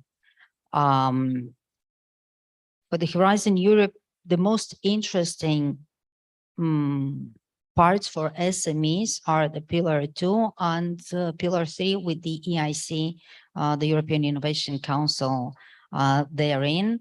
It was already mentioned by Albana from the European Innovation Council team that over the past couple of years, we have 3 successful Bulgarian SMEs in the accelerator, in the Eic Accelerator program. And we're happy to share with you that all 3 are actually clients of the Enterprise Europe Network and have been in one way or another guided throughout the process to be successful in the end. Also, one should be aware that we, the network, do not write proposals. We are not playing the role of consultancy companies that write the overall proposal of the company. Normally, the most successful approach is that the company develops its own proposal with its own sources, supported by the Enterprise Europe Network or by other similar tools or networks like, for instance, the digital innovation hubs, if it comes to digitalization. Because the company is the one that has the highest expertise in its own field. As I mentioned, we are just facilitators. We're not experts in all possible economic sectors. But at the same time, it combines their professional expertise with our expertise related to European projects, how to develop them, where to set the focus, what specifics need to be taken into account. And in this way, it may happen that the company reaches success. Of course, it is we have in Bulgaria low success rates because of this wrong message that I started with in the beginning, that it's big money out there and it's, everyone who applies can just get a contract. And quite often consultancy companies on the market, they fish for such SMEs because it is paid and it costs quite some money to develop a proposal for Horizon Europe. Even though it is clear from the very beginning that a particular project idea would not be suitable for Horizon Europe. It may be suitable, more appropriate for an operational program here for competitiveness innovation, or for the National Innovation Fund, or for just another program. In the EIC presentation, the technology readiness levels were mentioned. I just want to draw your attention that these are different levels that are also indicated in other schemes under the Horizon Europe, where SMEs can participate. It's not only the EIC, and it is important for the SME to check out this scale and see whether they fit or not for a particular call and a particular partnership that is sought. Only some conclusion. Yes, I'm just really fast. Wrapping up. There is this very popular slide for the Horizon Europe that is in synergy with many other financial instruments. For the Bulgarian case, I would just like to emphasize that via the Enterprise Europe Network, you can get oriented whether your project idea is to be financed by the Horizon Europe, by the operational programs, by some Interreg programs for interregional cooperation, by the National Innovation Fund, or by Innovation Norway, the bilateral program between Innovation Norway and Bulgaria. And one last important message. The SME should always have in mind the timeline of a program that it applies for, because in the business, things are quite dynamic, especially when it comes to innovation, and things are changing very, very fast. And sometimes the SME may get disappointed that it wants everything to happen fast and has not taken into account the timeline between the opening of the call, the deadline, the submission of the proposal, the time for the evaluation, which is about 5 months. Then you have the grant preparation, another couple of months, 2 or 3 months, and then you get contracted. And only then, after 8 months, if successful, you start the implementation of the project. Thank you for the attention, and feel free to contact the Enterprise Europe Network via the website on any issues you might have for international business, and we will provide some guidance to you where to seek for success. Thank you, Daniela. A little bit later, we'll see you also in other roles. So pleasure to see you again. And at the end, of course, I want to give a word to Svetlina for conclusions, or something that coming up after all this information. But also, I will appreciate if you share with us how we can support you, your initiative, how can be more included next to the startup definition, next to the Data Act. So we are open for your conclusions. Perfect. I'll be quite brief. So starting with your question, actually, we're going to be organizing a lot of meetings, especially when it comes to the legislative initiative, in terms of the right stakeholders to help us actually draft those definitions. And that's why I've said we've kicked off the project. We have announced the project in June, to make sure that we set the ground, and we are kind of actively there for people to reach out to us.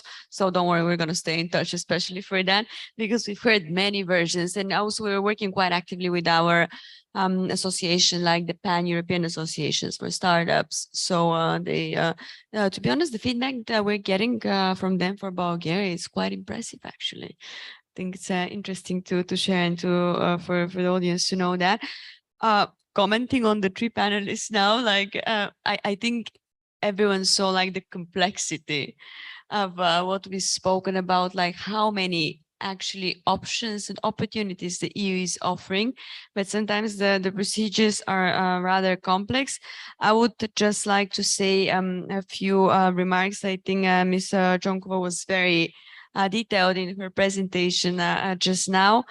First, don't get discouraged in terms of some of the data that we've seen for 2021, 2022, that it seems like the numbers have lowered.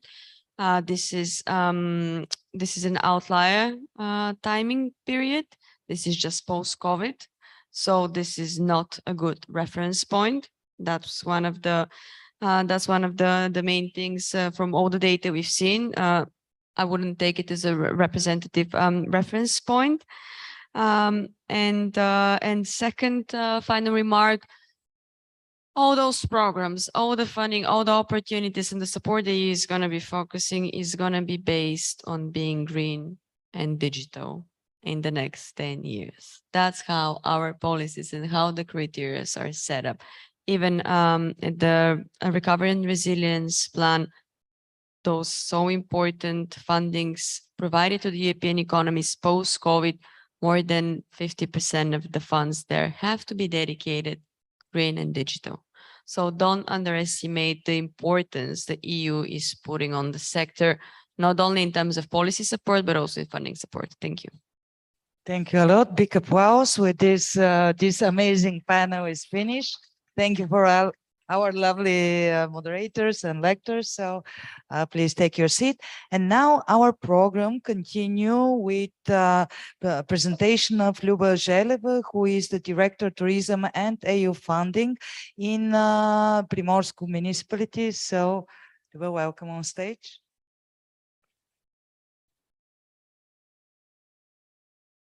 Добър ден на всички. Благодаря на организаторите за възможността Община Приморско да се представи на този форум. И ми позволете от името на кмета на Община Приморско да поздравя всички участници. За съжаление, поради служебни ангажименти той не можа да присъства. Така че на мен се падна честта да споделя опита и визията на Община Приморско по темата иновативни и зелени политики. Ще разчупя малко начина на презентиране, тъй като ще използвам възможността да се представиме на български език.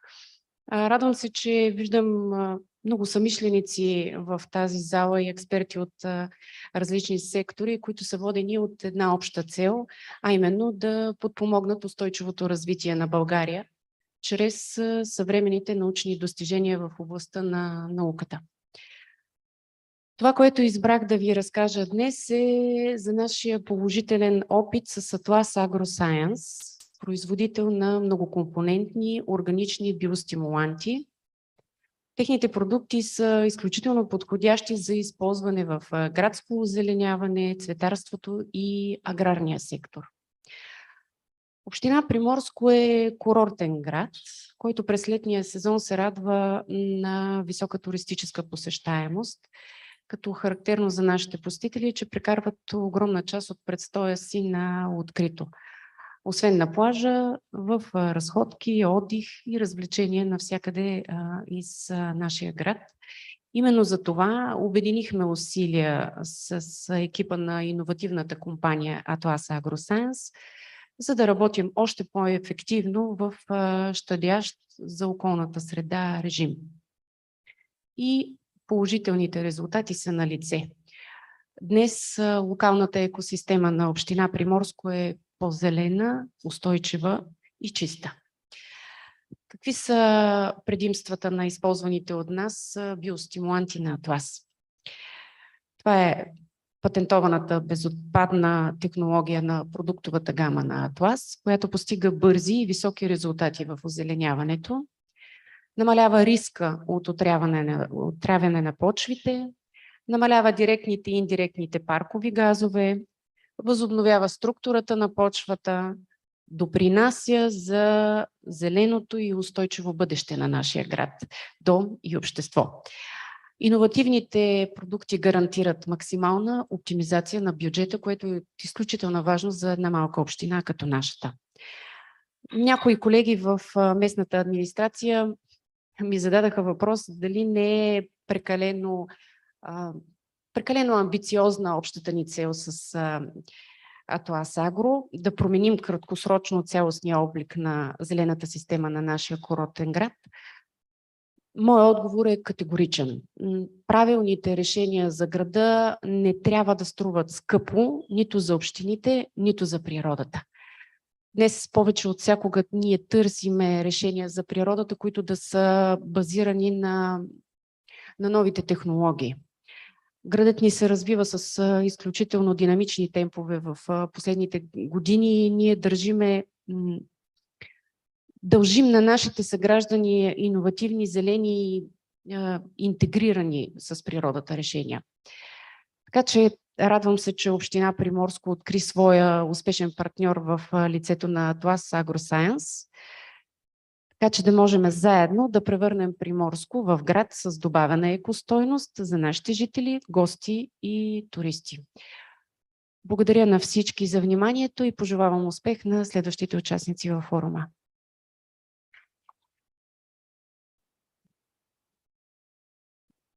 Thank you. We having a representative also from municipality Pomorie, Kristina Hristova, but just to say hi to the people, we don't have much time, but just to introduce, not to read.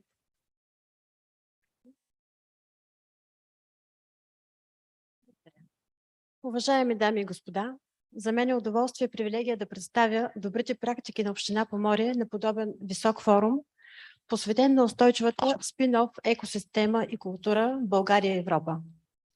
Започвам с I'm sorry for interrupting you, but just saying hi to the people because we don't have time. It's quite out of the program, so please.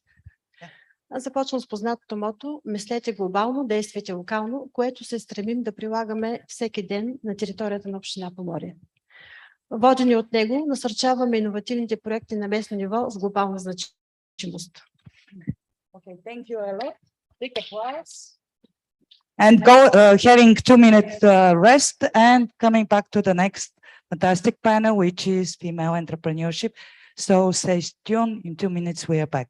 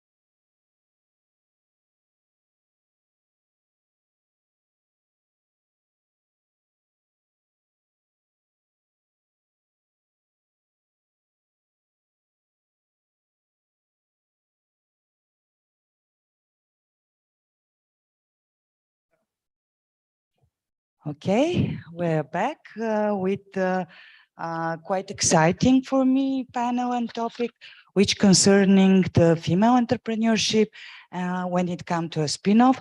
Today with us, we're having quite inspirational ladies. I will introduce them, of course.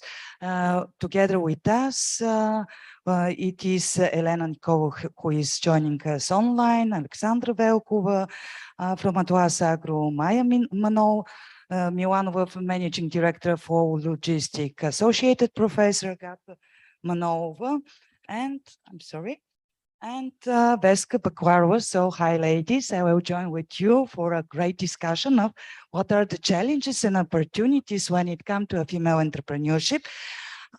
First, I want to give a floor for very briefly representing to Alexandra. Can you please share about you and what is to be a female founder of the spin-off company? Can you hear me? Okay. Hello, my name is Alexandra and I'm the CEO of Atlas Agroscience. We are an innovative company working in the field of waste management and implication of waste into the farming and landscaping industry. To be honest with you, I strongly believe that business is done by people who are fit for it, regardless of men or women. But most definitely, it's a privilege for me to be working with extremely talented women because all our C-level management is entirely women, not by purpose, just by work. So it is great for me to be developing such an environment that could be inspirational not only for us, but also for any young women that are taking the path to success in business. Thank you. Great, thank you. The next amazing, inspirational lady, Agata, she's a scientist, female entrepreneur, and many more things. She's leading, I know, a lot of people. And what are the challenges? And can you please explain very briefly what exactly are you doing? Okay, so yeah, I have a couple of roles. So my first role is educator. So I'm associate professor at the Technical University of Sofia. I'm also vice dean education of the Faculty of Telecommunication, which is the second biggest faculty of the Technical University. I'm also a researcher. So I work in the area of computer vision, deep learning neural networks, pattern recognition, machine learning, so different virtual and augmented reality, my favorite topic, of course. So, and at the same time, I'm friend, colleague, etc., etc. So, of course, we as women, we have so many roles, so you cannot pick and, you know, pick and choose which one is your favorite. Of course, this, opportunity to be able to present what we do and how many and how interesting challenges we have in the area of research in the ICT domain, it's a great thing. So hopefully, as I said, we can give a good insight to the people that are not familiar with this field, what we do. So yeah, thank you. Thank you. Of course, Veska Bakwarova, she is the chair of the Union of Private Economic Enterprise, actually a quite important, big important association. What is to be lady on the top? Hello, Christina. Hello to everyone. Thank you for the invitation and to be here today. Actually, I had one question from for about 2 or 3 months. I don't have to be a chairwoman, I have to be a chairperson. And I have asked why. I want to be a chairwoman. So this is really a very important job because now in this situation where we don't have a strong politics, let's say politics, we have to help to the business to learn the new possibilities in the market. So in this kind of meetings, it's very important to show to the people that there is a new business possibilities. There is a new business making, actually. So this is one of my roles. The other roles is to be a general manager of German and Austrian investment. We are very big production in Bulgaria of high-tech sport garments. So we have about 300 employers, and this is another very important role. And according to this meeting today, I'm leading a small business lady club, and I know how important it is that we, the women, we support ourselves, and it's very important to show to the other women that everything is possible, and it's not necessary just to be a wife, housewife, and a mother. Everything is possible as well. So we, 5 of us, we are showing this very good. So thank you very much. Thank you. Quite interesting. Okay, Maya, what about you? Share about you and what are the challenges of being a woman on the top? Yes. So first of all, thanks for inviting me to that forum. It's actually a very inspiring experience for me. I joined the forum with over 20 years of total experience. I'm much more onto the business and operations management side, and I've been actually supporting scientific colleagues throughout my career. I've been leading fast-growing and internal culture, emerging outsourcing centers in the area of software development, in the areas of engineering, microchips, by the way. Also global delivery centers and shared services centers. I've been also the first member of the board of directors of the Outsourcing Association. I've been there for 5 years, adding real value to the group there. And my hats in the last few years are actually shared between 2 initiatives. The business initiative that we started for supporting SMEs in resolving challenges related to business process services. And the other part is related to my, as I call it, professional hobby, to help building a digital career place for the newer generations.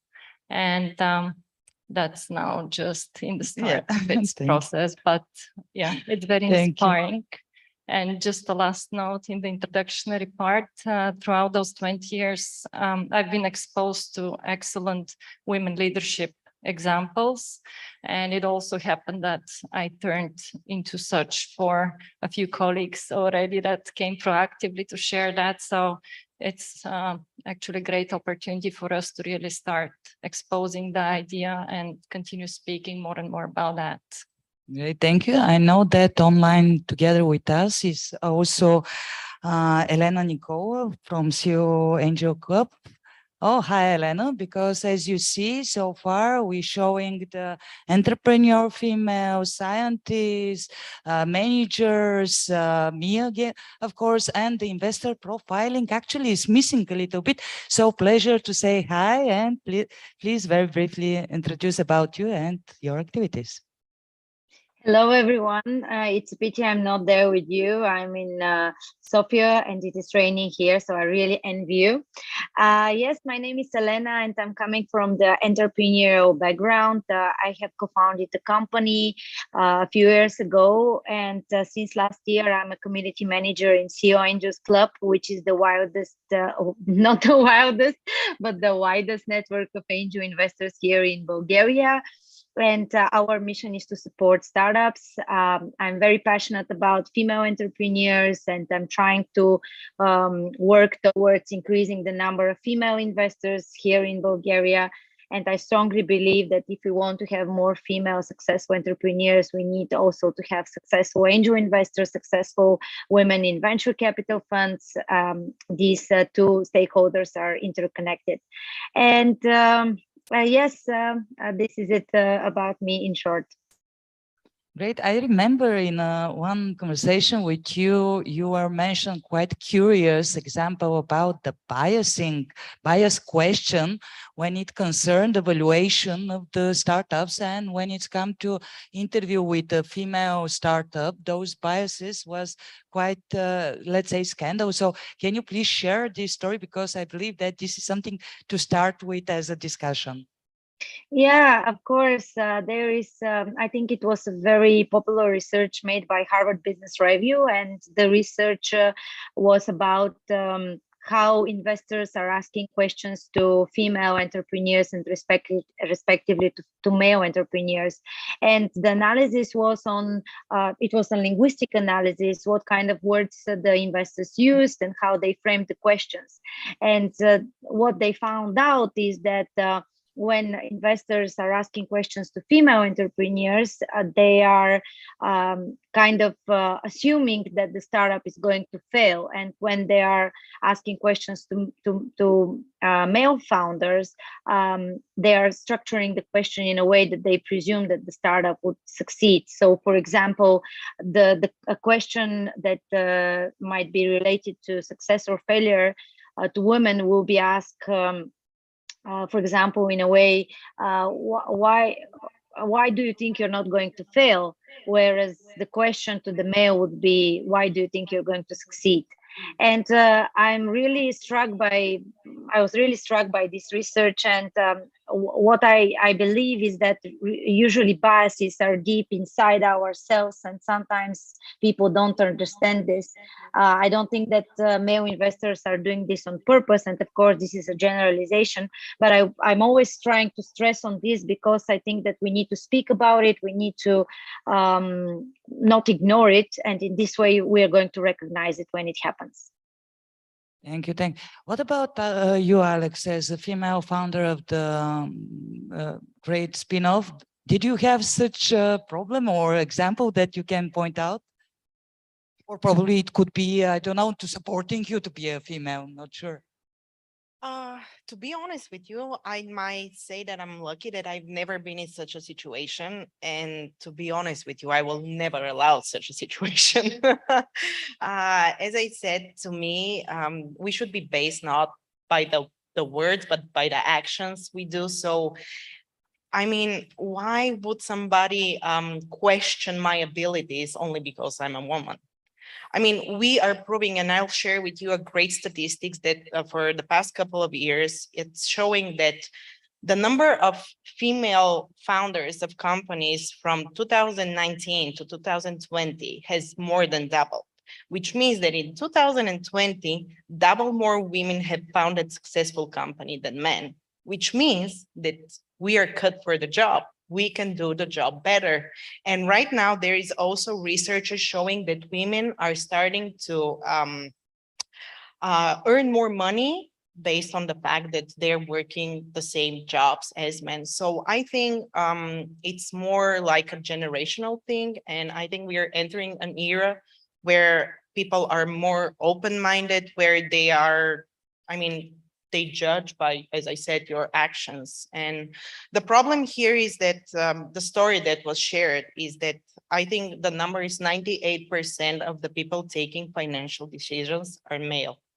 So yeah, they're biased, which is one more reason why we are better at doing things, because we see for the things as they are without any prejudice or any thoughts behind it. Totally agree. Okay, I get the as an inspirational female, because I dream someday to see more and more like you, girls that are quite passionate with the science. But going back in time, who is your role model? Who is do you have a female role model that actually inspired you to follow the steps and go deeper? Oh, yeah, a role model, a female role model. No, how to say, my idea, I love doing the research part. I was very interested in image processing, and I had very good professors when I was studying in the Technical University of Sofia, and they were male. But I think thanks to them, they offered me all the opportunities. I've got scholarships. I did my second master in France. I did a one-year internship in a Paris university, in a university in Paris. I did my PhD in France, all because these professors, they helped me. They helped me in terms of, they offered me the opportunities. And I even remember the person who, because when I was in high school, I was wondering, should I continue, where should I continue my higher education? I was thinking, okay, my father is a doctor and I wanted to be a dentist. Okay, and I remember the vice director of my high school, the French language high school, he told me, Agata, why don't you try? There is a new French language faculty at the Technical University of Sofia. Why don't you try there? I think it will be very good for you. And I said, okay, why not? Let's see what will happen. And my father was, yeah, I don't think that dentistry will be very good for you. You know, let's see what happens. And, you know, the rest is history. One of maybe my best decision was to follow this road, because all these people that gave me their, how to say, their advice, you know, they helped me build my career. And I will repeat what you said, definitely. And in the Technical University is not by gender. Nobody stopped no one in the university. If you want to grow, the only stopping component is you, because you have the opportunity to apply for projects, you have the opportunity to write papers, you have the opportunity to work with your colleagues. So no matter if I'm a woman or a man, I can do that and nobody's stopping me. The faculty, the university, it's open for everyone. So maybe when I started, we are fewer in terms of women, but now let's say we are between 20 to 30% of the academic staff is women. There are plenty of professors. There are many of the professors and associate professors that have higher than a PhD. So they are Doctor of Sciences. So this is the highest level. And plenty of women in the university are managing big projects with a lot of money, research projects. And this again opens a lot of doors for many people to participate. So I think in terms of research in Bulgaria, we are a very good example to all the other European countries, and not only the European countries. From what I know, is that we represent, the women represent very big numbers here in Bulgaria in terms of research participation. So definitely, as I said, this is one of the good things. This is why I'm very happy that I returned back in Bulgaria to continue my professional work here. All the opportunities that I had are not based on gender. I thought something like Maria Curie at the beginning, but yeah, it was my expression. It's of course the joke. Okay, Vaska, I'm curious. Bulgaria usually is standing really bad on a statistic, but when it comes to female leaders, somehow we are on the top of statistics. What do you think is coming from? Yeah, actually about the statistic, according to the information from the European Commission, actually for the 2020-2021, only 1% of the investments are done in the companies which are founded by women. 5% of the investments are going to companies which are founded from couples, so women and men. This means that we have to believe in ourselves, because only for Bulgaria, the entrepreneurs in Bulgaria, 30% of them are women. So we show in Bulgaria that this is possible. And I don't think that here the question is who is better, the women or the men, because the business has their own rights. And if you can do business, it doesn't matter if you're a woman or a man.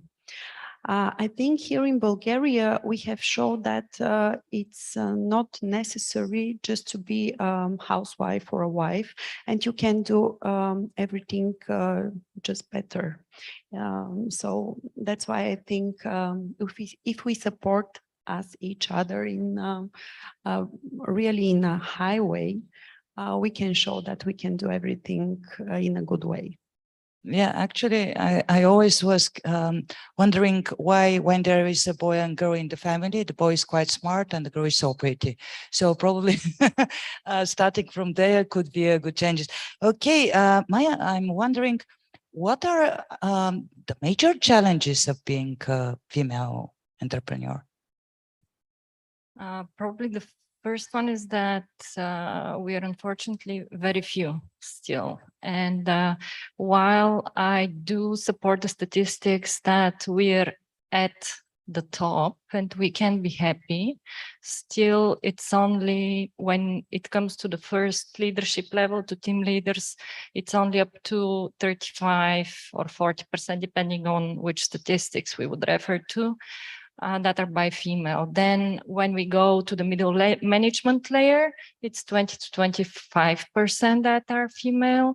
And the very sad statistics is when we reach the executive or even the boardroom. So for the executive room, the statistic drops down between 10 to 15%. 15 is the optimistic number, I would say. And then the boardroom, I haven't reached any official statistics for that. I think it's even not so spread yet across our country, but I can definitely bet for under 5%. And yeah, probably Elena can share some insight based on her role with Angels Club, but I'm pretty sure it's rather an exception to have a board member female. Thank you. Going back to Elena, before to asking her a question, of course, it will be connected with opportunities and good practices. I know probably all of us, we are somehow connected or being part or have been a part of different programs, clubs, opportunities, programs to supporting the female entrepreneurship or girl ones. I can point out my favorite, it's AI Girls, always in every edition, everywhere. They can count on my weekend and everything need, because it's amazing program to stimulate the girls. Little bit later, Albana share about Girls Go Circular, also very inspirational. But from your experience, can you recommend some program? And this question actually will be for all of you, because it's good to make awareness where, how, what interesting we can recommend. So Elena, from your point of view, which program or club or interesting event you can recommend for female entrepreneurs? Yeah, I can mention four. The first one is Rails Girls, and I have been involved in this when it started. So it's a free workshop for women that want to learn more about coding, and specifically they're learning Ruby on Rails.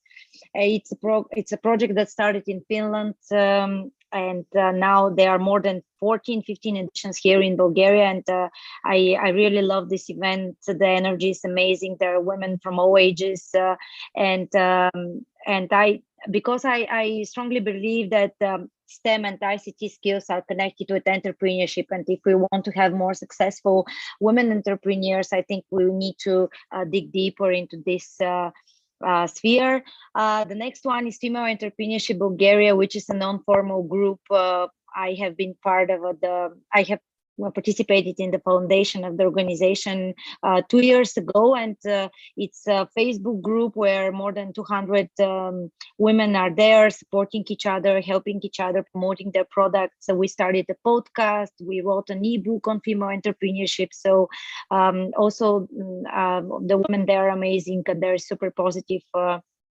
environment. So I want to invite all of the panelists here to join the group as well. The third one, which is actually an event forthcoming in October, if I'm not mistaken, this is SheLeader.digital, which is a annual conference that promotes good practices in female entrepreneurship. This year the topic would be more on sustainability. I strongly encourage everybody who is interested in female entrepreneurship to participate. And the fourth one would be a mentorship program that is called Odyssey program. I think it is an European one, and I participated as a mentee in the program, and I want to encourage women to find a good mentor to help them in their professional or even personal endeavors. I think mentorship in Bulgaria is not that popular, but it is starting to be. And yeah, these are the 4 organizations that I would like to mention. Thank you. Alexandra, what about you? Can you recommend some interesting project, program, club? I'm not sure how it will sound, but to be honest, it's something I've been thinking about lately. And so far, I haven't been involved in any such programs. But I'm really interested, and I'll be happy. I was really happy to hear there are events and workshops and programs that allow women to create their own ecosystem and networking environment. So I'll be happy to hear more from my fellow panelists if they have something to say. But yeah. Okay, Agata. So being an engineer, of course, as any in education and research, there is a very big society, Women in Engineer for IEEE, so I'm a member. And there are a lot of initiatives under the umbrella of IEEE for researchers, women in particular, for young researchers. Again, women in particular, they have conferences, they have events each year. So me and my colleagues participate in this type of events. Also, we at the Faculty of Telecommunication, we organize how to say a practicum with different high schools, and we invite everyone from, for example, grade 11 and 12 to come for a week or two to visit our labs. So we especially, how to say, give the opportunity also for the girls, especially in if they have questions, we try to answer, that they can have their professional, how to say, application and growing in the area of ICT, of telecoms. And there are a lot of things that women can do and can achieve. And how to say, mathematics and physics are not an obstacle. You know, the women are not only for, you know, the more like a nurse or maybe a high school teacher, etc., etc. So they can also find their interest in engineering. So we do that each year with different schools, depending either if they want to come at the premises of the faculty, either online, to give them some insights of what they can do, what they can achieve. And of course, we try also to attract a lot of PhD students from different countries, and we have a lot of PhD students coming from Asian countries currently, and a lot of them are women. So we do a lot of mentoring also with students from these countries to be able to increase, how to say, their input and their participation in the engineering field. So for me, you know, recommendations, a lot of currently, how to say, openings for women in engineering. So yeah. Great, thank you. Yeah, so we will take this information somewhere to publish for sure. Probably Bulgarian Innovation Forum is a great platform because I found it quite useful. Okay, ask about you.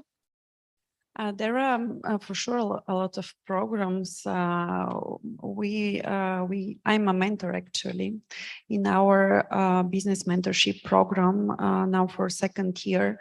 Actually, we are helping the ladies just to found this motivation to get to found their own business or to go to the next level with their business.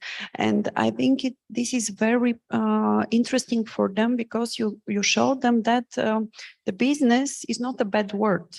Actually, everything has a rule and you have to go to the rules. You have to be inspired. But from the other side, we, the mentors, we have to be inspired as well. So here the point is just to do such a meetings and to get inspired from new possibilities and for new options.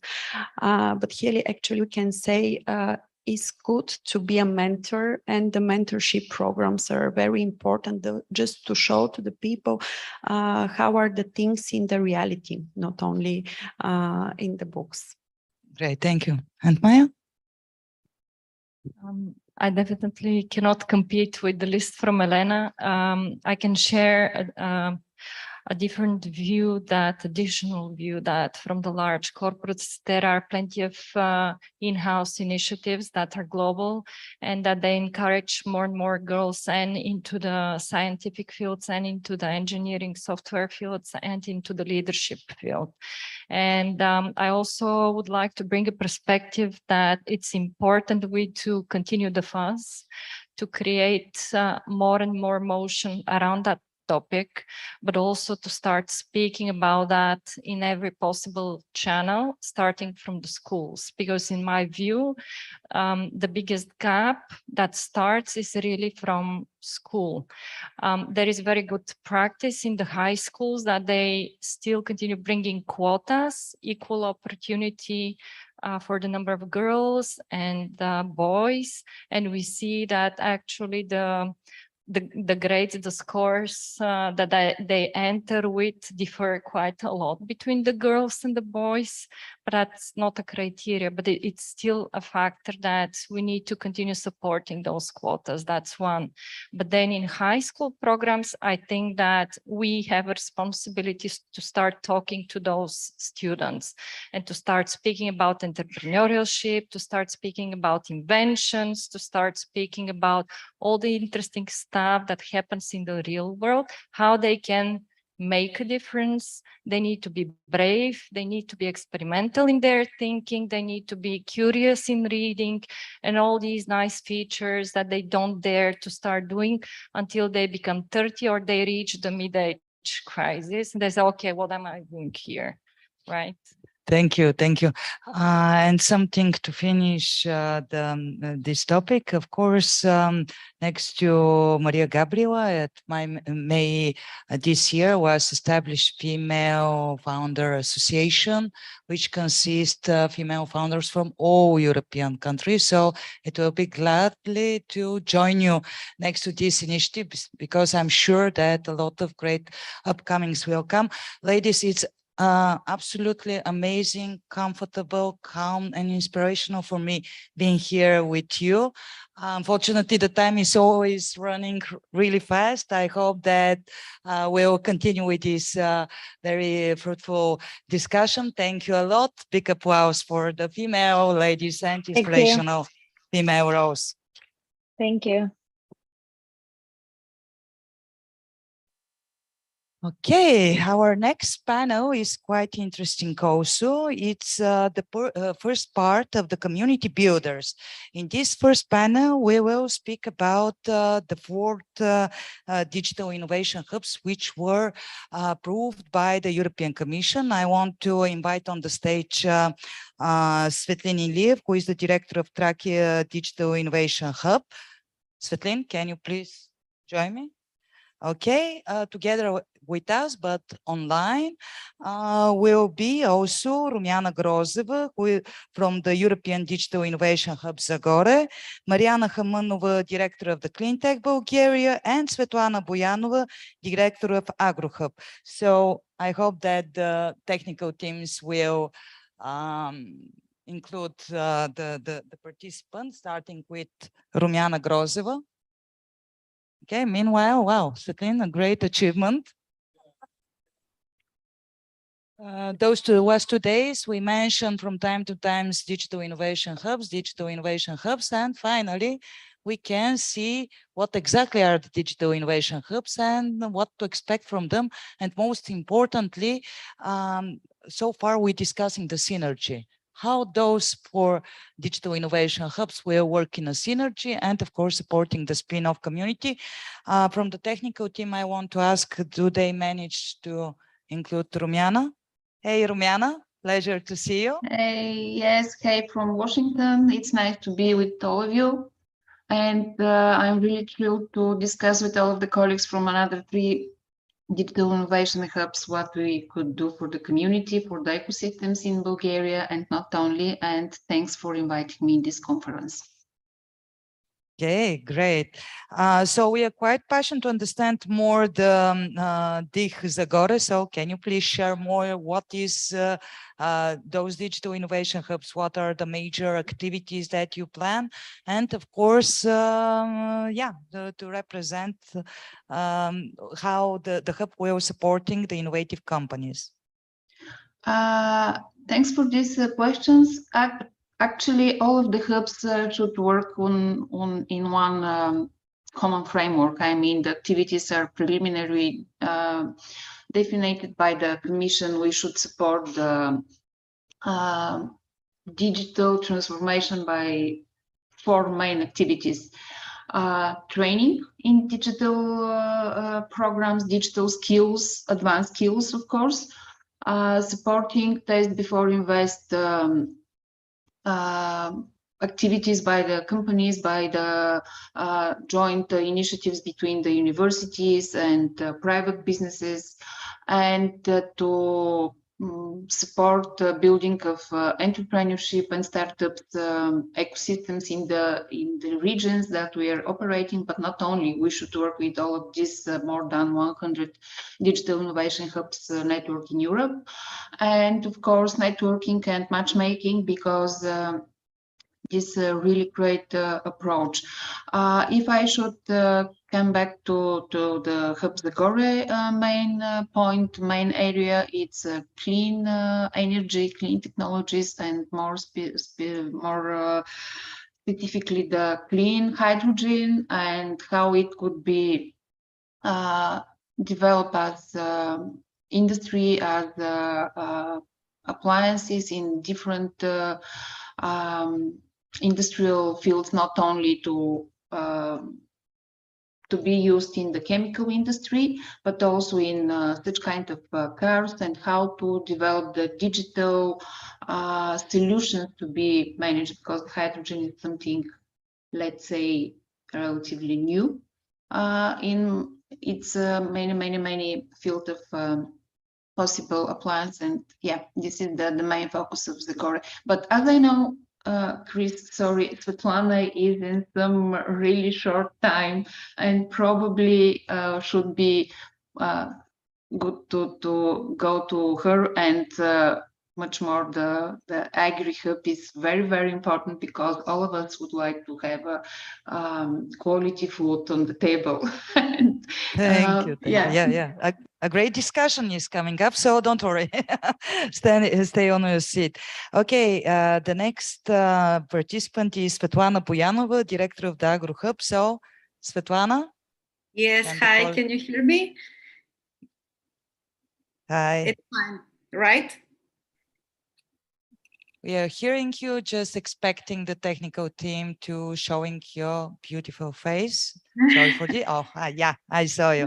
Hi, Svetlana. Thank you. Great to see you. Great to see you.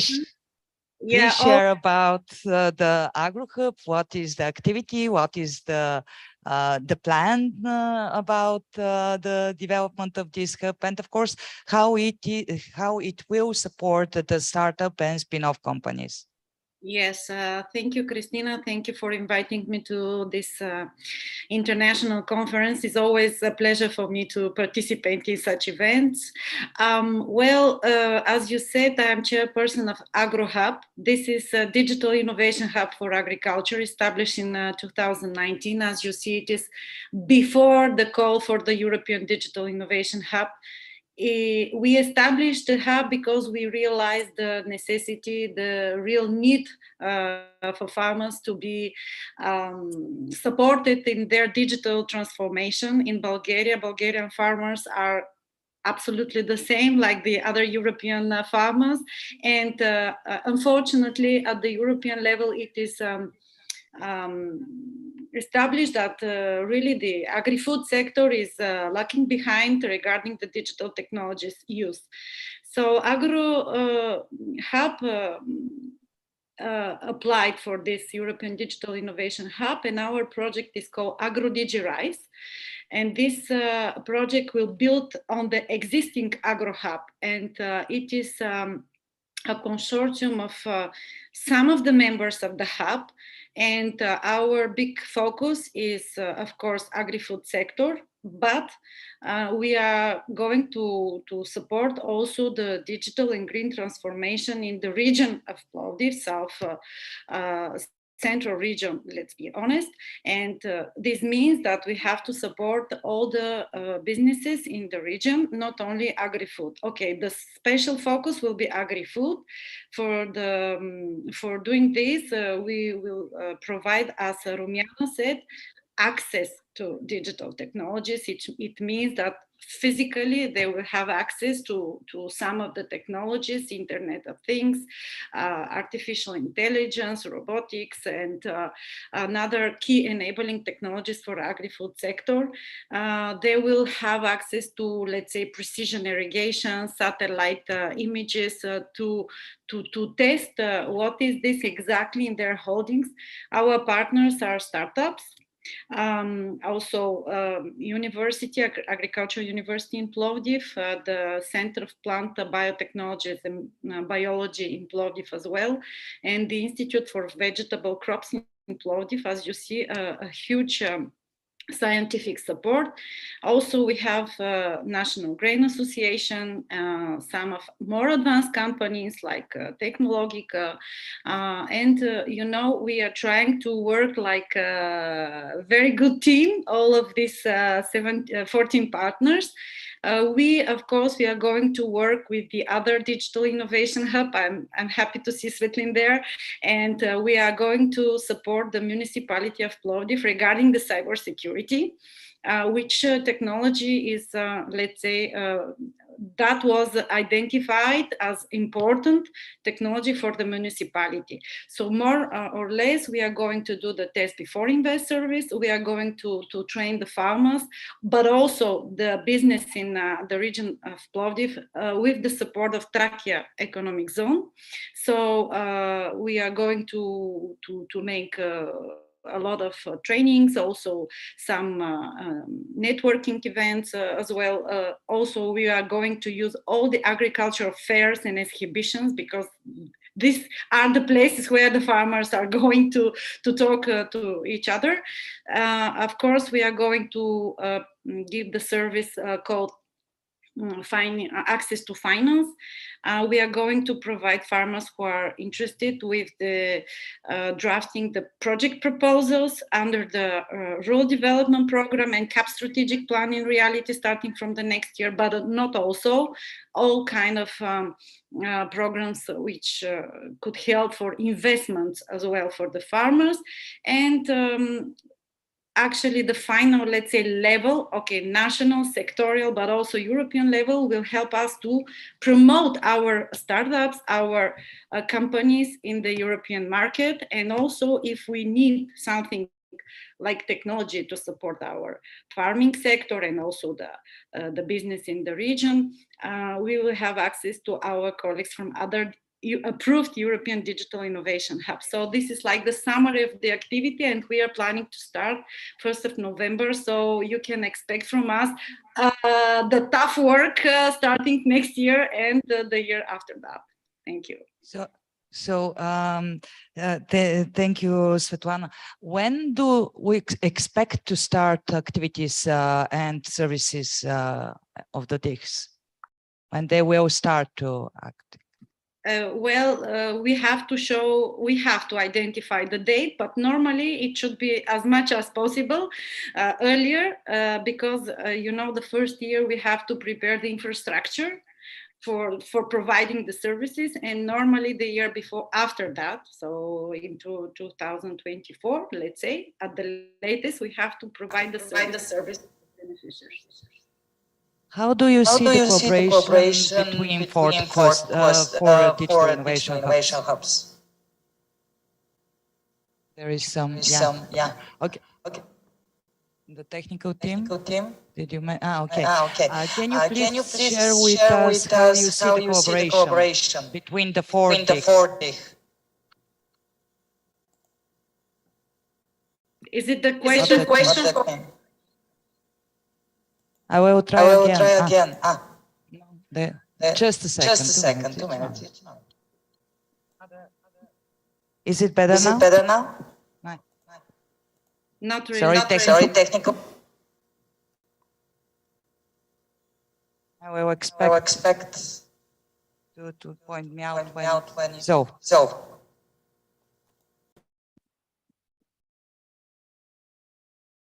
Is it okay? Now it's working? Okay. Svetlana, the last question, I'm sorry for this. Can you please share with us how you imagine the cooperation between 4 digital innovation hubs in Bulgaria? Well, it could be different ways regarding, let's say, the trainings could be done together related to specific technologies, let's say, even with the cluster. As Christina, you know, we had some cooperation agreement. I mean, not only the 4 hubs are important, the important thing is the environment and the ecosystem. So we have to work with all the stakeholders to provide the service for our users, farmers, and the business. And also we can do common events, we can make special programs for them to support. Okay, each hub has his own budget for concrete activities, but I'm sure that all of us have, let's say, dedicated already a budget for cooperation with the other hubs in different aspects. Also, we will be supported for this cooperation from the Digital Transformation Accelerator by the European Union. Commission will establish soon this, and we will have a common, let's say, training for all the hubs, and we are going to use this as an opportunity to work together at the region and national level. Yeah, thank you. Thank you a lot. I'm sure that the topic of collaboration is just starting. So the next digital innovation hub that I want to represent to you is Clean Tech Bulgaria, Mariana Hamanova. Hi, Mariana. Hello. Can you hear everyone? us? Yes, I hear you. Do you hear me? We Okay. need probably a minute to see you also, the technical team trying to showing us the picture. Okay, yes, yes, Okay. beautiful as Hello. always. Hi, Mariana. Hi, Great to see Christina. you. Hi, everyone. It's a great pleasure taking part in this panel, especially after almost 2 years of efforts for working on these digital innovation hubs. So I see the smile of Rumiana right now, because it has been, the one who have been engaged in this process know how hard it was to be able to stay now here and discuss what comes next. So for me, it's a great pleasure to take part in this discussion and to share some more information about the digital innovation hubs as ecosystem, as players who should be the one driving the digitalization in certain sectors. On behalf of Cleantech, the organization that I represent, we participate in 2 out of the 4 TICs. So the first one is the one in construction sector, where we support the Chamber of Construction of Bulgaria, which is the coordinator of this project and of the D as such. And in the second one is together with Svetlana, we are partners in the Agro Hub.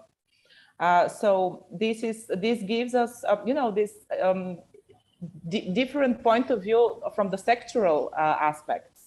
But at the end, we come to the same challenges. You know, it's very interesting how it doesn't matter if we talk about food and farmers, or if we talk about construction and architects, the challenges are pretty much similar. And here I come back to what Svetlana mentioned about the cooperation. It is very important. It is something that we should for sure manage to do nationally, but also internationally. A few words about the Digital Innovation Hub in construction. It is an initiative started in 2019. So again, much time before the call was existing for these hubs. And it was initiated by the Chamber of Construction in Bulgaria, because they have identified very serious challenges related to the workforce, to the digital transformation of the sector. And, construction is very traditional one, very traditional sector. In the same time, we have it almost everywhere. It's the roads that we use to transport goods and to travel. It's the houses where we live. It's the offices where we work. So the physical infrastructure is everywhere.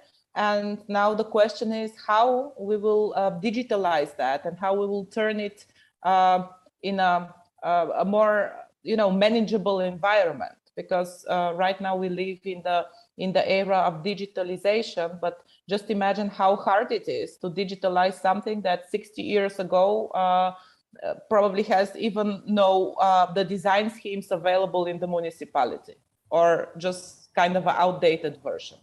And I think that this is a huge challenge in front of the whole sector. And this Digital Innovation Hub in construction will try to solve it.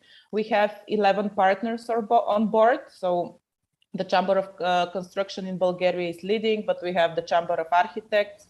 We have the two major construction universities, UASG, the University of Engineering, Construction and Geodesy, and the higher educational school, Luben Karavelov Construction School. We have the Bulgarian Academy of Science on board. We have several NGOs, but also three bigger companies, construction companies like Geostroy, Planex, S3 Bulgaria, Baumit Bulgaria. So all of them being involved in the same time in the construction process, but also in the topic of new building materials, because here we go to the next topic, which is not only how we construct, but what we use. And here we can also touch very directly the circular economy as something that should enter also in this sector, reusing of different materials for the construction industry. So not only waste from the construction, but for example, it might be the case, and for sure Svetlana can confirm it, that there is a lot of agricultural waste that can be used for construction materials or purposes. And here is where we can define very good cooperations and examples how to drive this process, how to convince the SMEs that this is profitable. Because this is actually what we all in these digital innovation hubs have to deal with, to convince the final users, meaning the SMEs, that this makes sense and it's not so difficult, and we will support them and we will show them how, through education, through different other instruments and support. And it's something that we are very much looking forward to start. Of course, here I will also mention something that we have as a challenge, and I'm always using such forums to say that we will need to receive also information on behalf of our government and operational program, because 50% of the budget is coming from the European Commission, from the Digital Europe program, but the other 50 are coming from the operational program here in Bulgaria. And so far, we don't know what will happen there. But of course, we have the same intention like the AgriHub to start as soon as possible, because there is a lot of preparatory work to be done. Next year, we should have to share something more with you than just this general framework. So looking forward to it.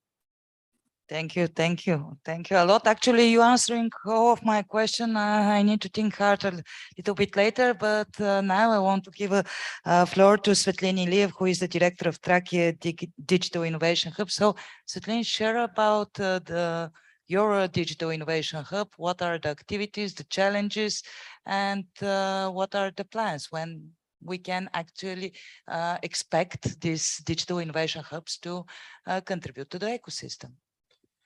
First of all, I would like to thank for the invitation, and thank to my co-panelists, because they already answered the harder questions. So for me, it's going to be the easier ones. I'm going to be starting from the challenges. As the previous speaker said, we are experiencing pure administrative challenges.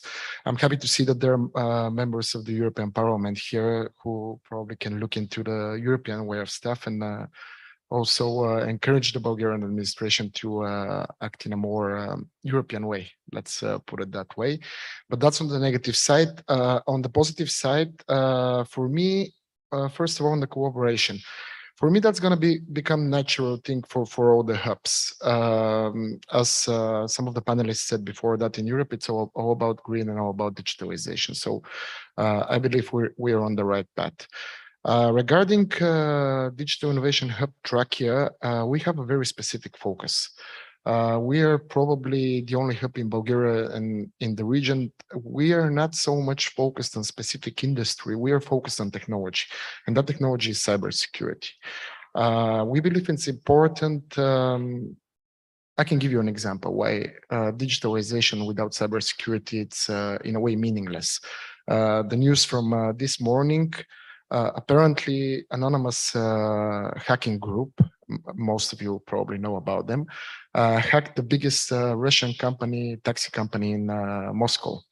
So right now, there are around 3,000 taxis, CO taxis in front of the presidential palace in Moscow, which is due to lack of proper security measures. So we believe firmly that digitalization should be closely followed, if not preceded by cybersecurity. But on the concrete stuff, without more theories, Digital Innovation Hub Trachea, it's consisted out of 70 members and 5 very important partners, which are, there's a strong academic presence there in the face of Bulgarian Academy of Science, Plovdiv University. We are also proud to have Plovdiv Municipality as our partner. Of course, the hub itself and the Bulgarian Cybersecurity Association. Furthermore, the Union for Private Economic Enterprise is coordinating the project at the moment. And but the most important things I want to share with the audience here is what we can offer to our users. We can offer services apart from the. I'm not going to be focusing on the access to finance, building ecosystem.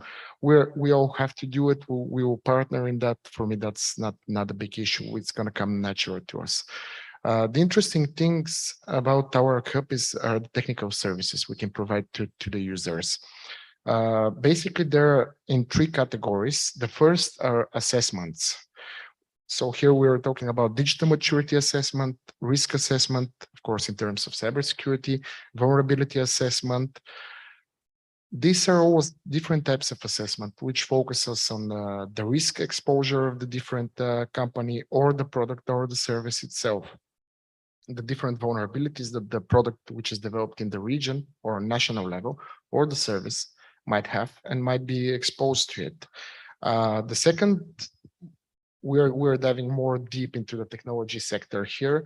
The second class of services are based on a theory in the cybersecurity of offensive security. I can share more in details if someone is interested, but basically what we can do for your companies or your organization or your products and services, and we can try to be the bad guys in a simulated environment, just to be clear, and we can try to penetrate and compromise your products, services, and companies in order for, of course, for you to improve your cybersecurity posture. The third, in my opinion, creme de la creme of the services we will be providing is something very new, not only for Bulgaria, but in Europe and in the world itself. It's the concept of providing cyber range as a service. Probably most of you don't know what is a cyber range, so I will try to explain it in a few simple words. It's basically a very secure, simulated virtual environment in which you can create your digital infrastructure, you can test your product, you can test your service, you can test your employees, or you can educate people. It's fully close to the world environment, fully virtualized and simulated. It could be used for universities. Professionals in cybersecurity could practice actually close to the real world environment, their scenarios. It could be used by larger national infrastructures. Many advanced digital nations like Singapore actually are conducting cyber exercises in which they're simulating scenarios in which their critical infrastructure like banks or some important medical organizations, for example, are being under attack. And that simulation actually helps of the companies and organizations to improve the cybersecurity posture. If you have a product which you want to test, because most of you, it's very probably you know already, but it's I have to share it with you. Starting 2023 or 2024, I forgot. All the digital services and products in Europe would have to be certified for cybersecurity. If you want to sell or use products in Europe, right, any kind of services or products, it has to be certified for cybersecurity. There are already those cybersecurity certification schemes in the cloud computing, in the IoT devices, etc. So if you want to produce, innovate, and be innovative in general, you have to test and guarantee that your product or service is has the adequate levels of cybersecurity. Thank you. Going back to Rumiana Grozeva, the technical team, I will ask them again to return her. Rumiana, I know that you have a quite interesting example. Earlier in the morning, I mentioned about those corridors with international cooperation between DICs in different countries. Can you please share more information about this and for the models? Because when I sharing this with morning guest from the Digital Europe, he was quite interesting, like a model, like opportunities. And I believe that this is something that could be Bulgaria probably contributing to the pan-European ecosystem. Yes, thanks for this question. The corridors actually were established during this very hard preparation phase that Mariana was talking about this previous 2 years, let's say. But this approach to be organized in different corridors was promoted in some extent by the Commission, by the Digital Europe program itself. Most of all because it's supposed that as digital innovation hubs, we should work in network, in cooperation between the hubs from different regions, different countries. And of course, it's much more useful to start this cooperation before to submit our proposals, our project proposals, in order to know what other hubs could support to our job that we should do here in Bulgaria, in the region, and that how we could support them. You know, Chris, because during this preparation phase, you also were included in such kind of coordination meeting between the partners in one or two of the corridors, and I'm happy to see that such a partnership was upgraded and built outside of this specific cooperation between the hubs. What I understood that there are several corridors with specific focuses. Zagorje participated in 3 of them. One is also related with the agro topic, Svetlana, but you know that here in the region is Track University, which is very interesting as a university combining different disciplines, including agro and vet medicine, which is part of our health and life sciences. And the other one is corridor is related with clean technologies, more specific clean transport. You know that the clean hydrogen is very successful, applied already in transport means as trains, as heavy trucks. The technologies in this field are upgrading now to much more hydrogen-based cars, fuel cells, based on fuel cells. And I'm also happy to share that most of the partners in such corridors was approved for funding. And yes, I hope that this cooperation, sorry for my phone, will continue within the next year. Just to say that because Svetlin was talking about the cybersecurity, yes, it's very, very important, and Svetlana and Mariana shared more about their corridors. Actually, in Tarzagoro, we are facing a very huge challenge to deal with the transition from industry which is leading in the region for last 70 years. It's not easy to convince people that we could bring new opportunities for jobs, for career development, human development, etc. But actually in the region we have also very well developed mechatronics sector. And the Zagore, the Hub Zagore, one of its focus is also to support mechatronics,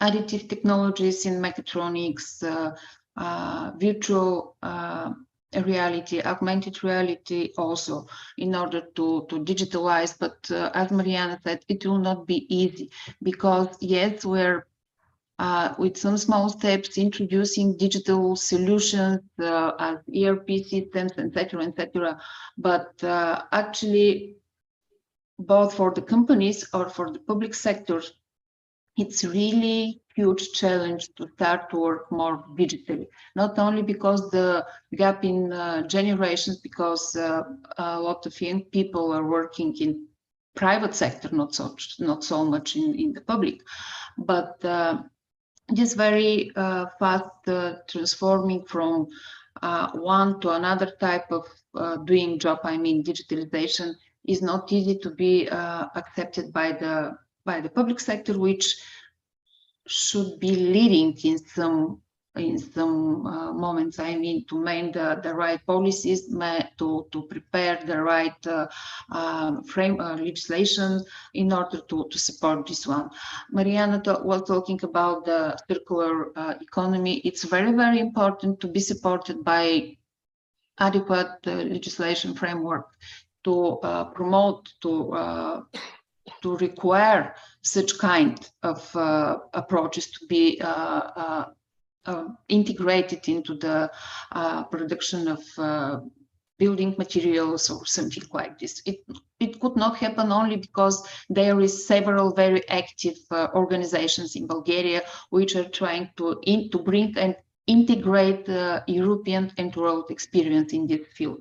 Even in this, I'm sure that as a helps will have a great cooperation. The time is running really, sorry, really fast. Please, yes, one sentence for conclusion. I know that, yeah, it's a wild topic. For sure, we'll make more and more meetings, because I see that you are actually on one wave. I see synergy already. So the execution is starting very soon. So please, one sentence for conclusion. One sentence. I'm really excited to meet all of these colleagues from the Hub here in one conference, one stage. I'm pretty sure that we'll collaborate really great. Colleagues, thanks for this in advance, and wish you success from 1st of November. Thank you. Thank you. One very fast question to Mariana Hamanova, the technical team. I will ask them to show her on the screen.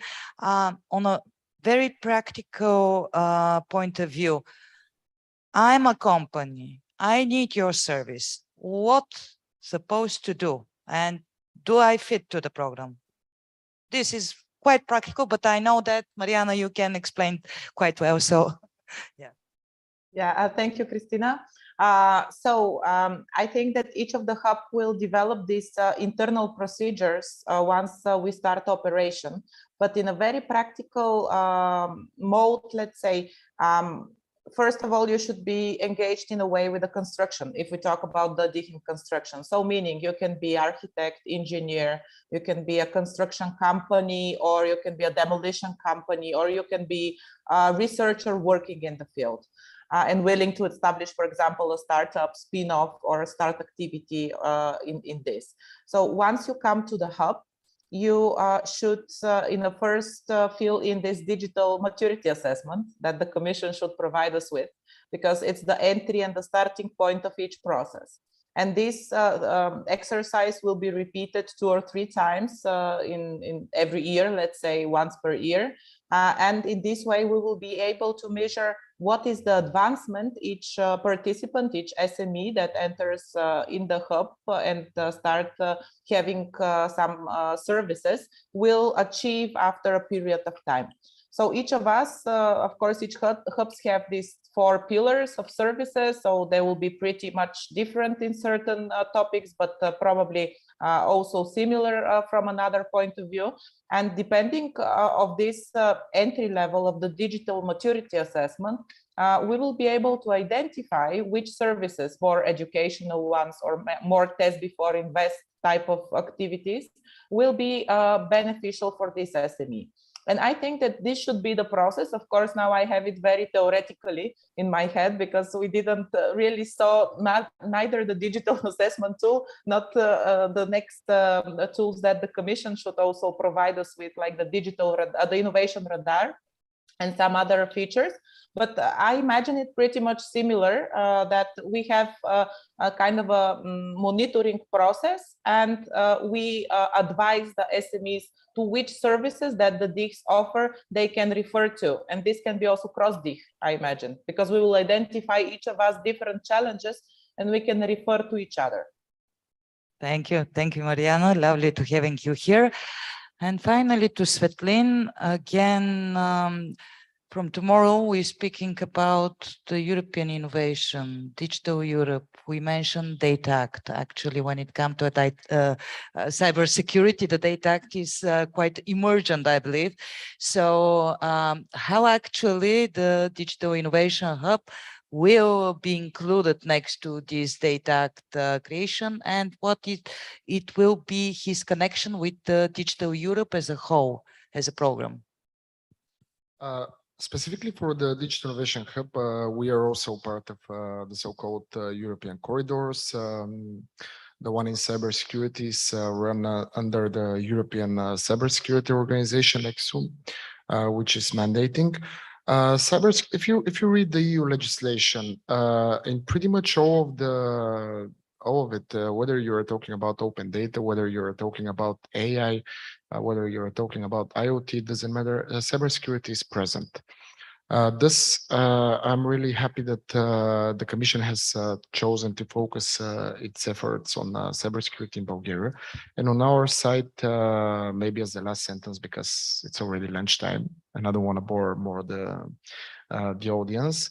I would have to urge, and I want to urge all the people who are watching online, all the people in the audience here, we have the great opportunity to elevate the Bulgarian economy and move and take the next step. With all the funds which were presented, most of them beforehand today or yesterday, with all the national funding as well, there are enormous opportunities. We have the opportunity to do it right, and I hope we're going to do it right this time, and we're going to take the next step. Thank you. With this, this amazing panel is finished, but I'm sure that it's opening much more inspirational, especially for me, to create more events and to invite the Digital Innovation Hub. So thank you again. Thank you, Svetlin. Thank you to the fantastic lady. We are going back in 2 minutes with the next really exciting panel, who is the second part of the community builders for infrastructure and resources. See you in 2 minutes here on this stage. Thank you.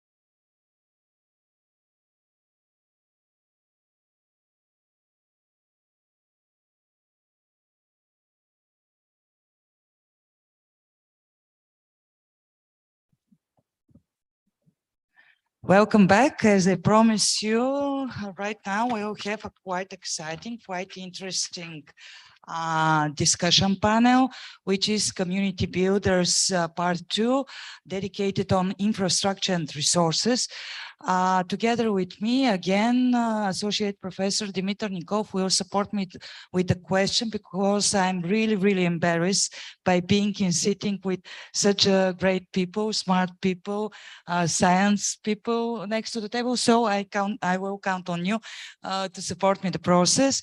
In today's panel, the participants are Mr. Todor Mladenov, who is the Executive Director of Sofia Tech Park, Professor Ilya, Director Center of Technology of Plovdiv University and Perimet Laboratories, Evgeny Ivanov, who is the Head of Technology Transfer Center in Kvazar, Professor Sutir Sutirov, who is in Professor Asen Zlatar, and Zurnit Tsekva from European Digital Innovation Hub, Norway's Automotive Cluster, Bulgaria.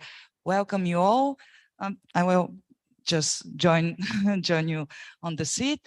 I think to start with on my presence, because I'm sure that afterward a hot discussion will happen on live. So I want to say hi to Todor Mladenov and ask the colleague from the technical team to vote him.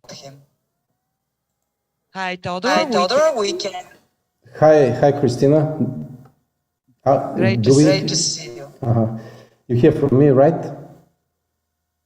We can see you perfectly, hear you perfectly, but probably I have a problem with mics again. With the mic? No, it's okay. I think everything is fine.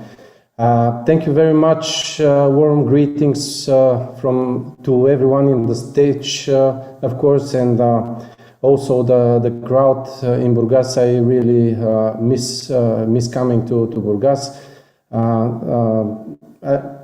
Actually, we had a great experience less than a year ago. We did together with the municipality, the Digital Burgas, the first event of this type. So we enjoyed our stay there very much, and I do believe that today's and yesterday's sessions are also building on that, and they're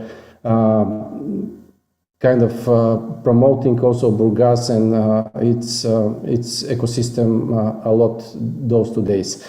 Well, because we are running out of time, I'll try to be very brief and try to touch upon this, I would not say hot topic, the spin-offs, but because this is something that has been going on for quite a while in the advanced economies, but you know, I mean, the spin-off development is quite new and not very well established in our country, but I think we have a very firm ground, and I think we are on the right way, and this is because we have the right people.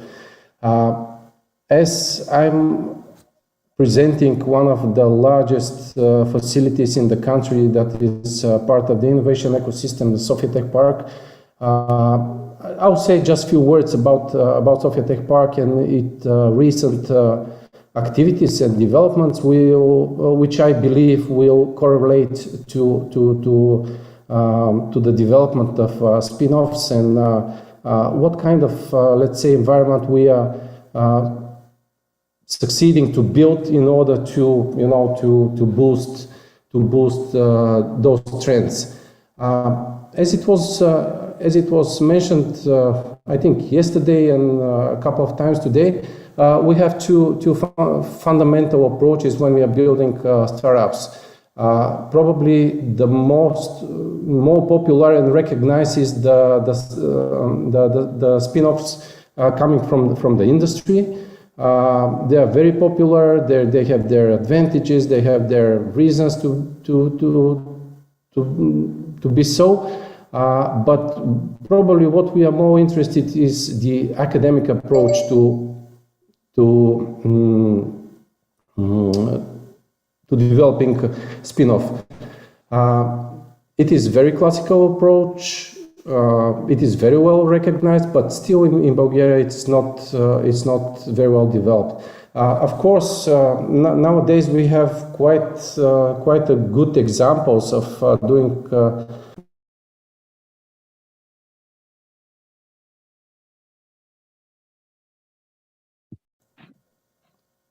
Hello, I was muted for a while.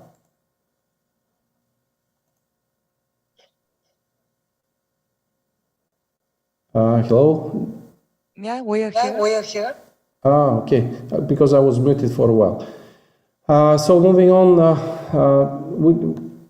I would like to say a few words about Sofia Tech Park and our priorities and activities nowadays. I would start with our further achievements. So we have more than 50 companies on site of different size.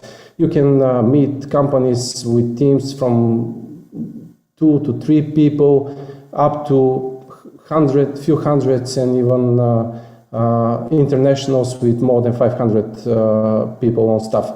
Right now, we are accounting about 1,200 jobs, and we are expecting to reach 2,000 jobs in Sofia Tech Park, which means that we have all the variety of different, I'm talking about high-tech companies on site, which gives us a good portfolio of companies, skills, talents around our campus.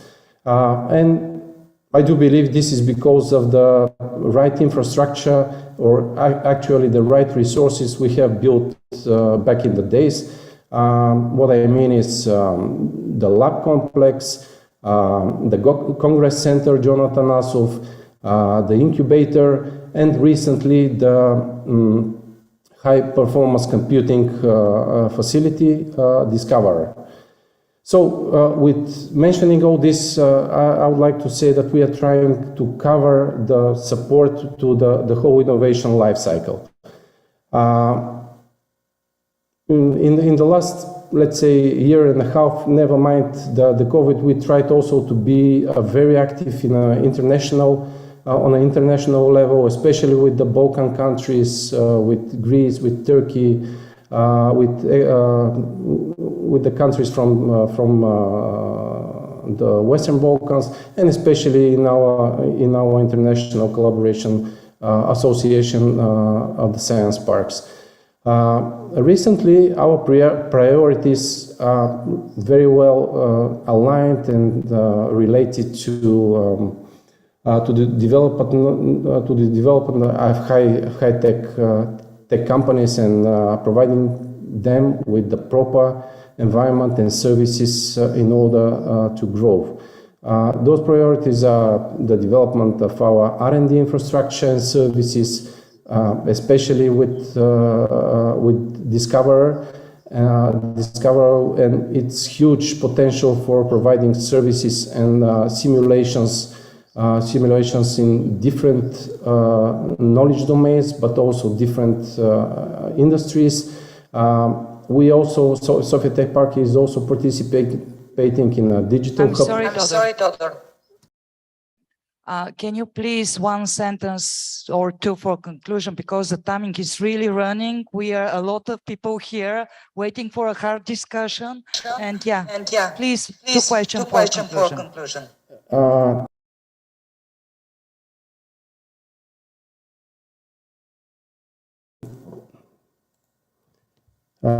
Just wanted to conclude my introduction to this panel that Sofia Tech Park is building on a large set of services, interaction with different communities of science people, researchers from all over the country, especially from the leading universities in Sofia, and also from some in Stara Zagora and Plovdiv too. Okay, thank you, Todor. It was great to understand more about Sofia Tech Park, the infrastructure, and the project that you have that actually stimulate the spin-offs.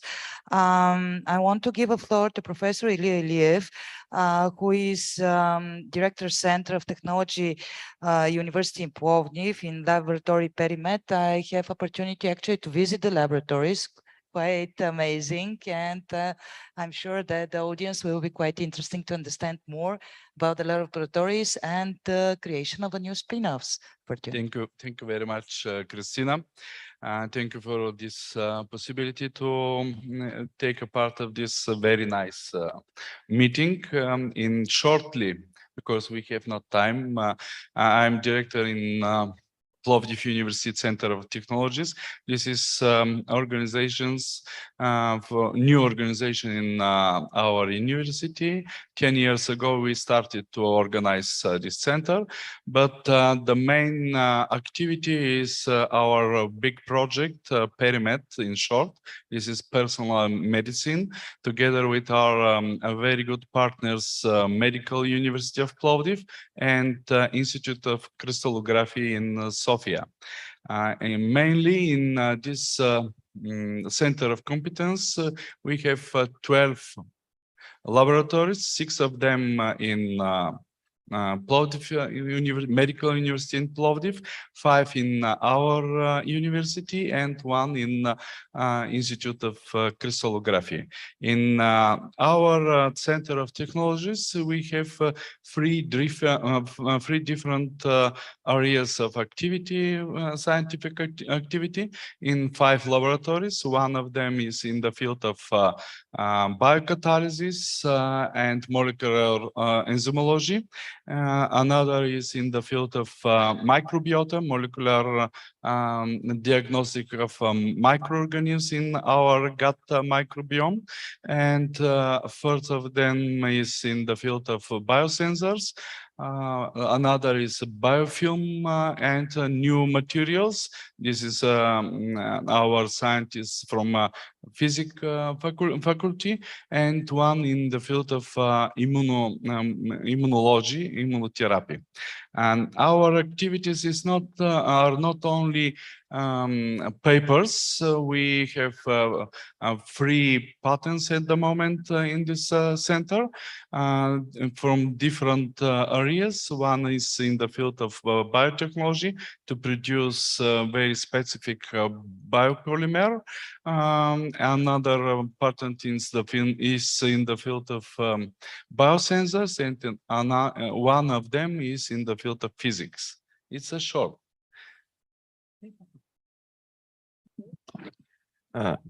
Okay. I just have thank you for the interesting presentation. I just have one question. How do you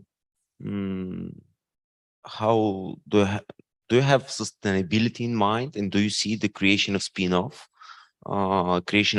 companies about this center as a vehicle for further financing the activities and the science in the center?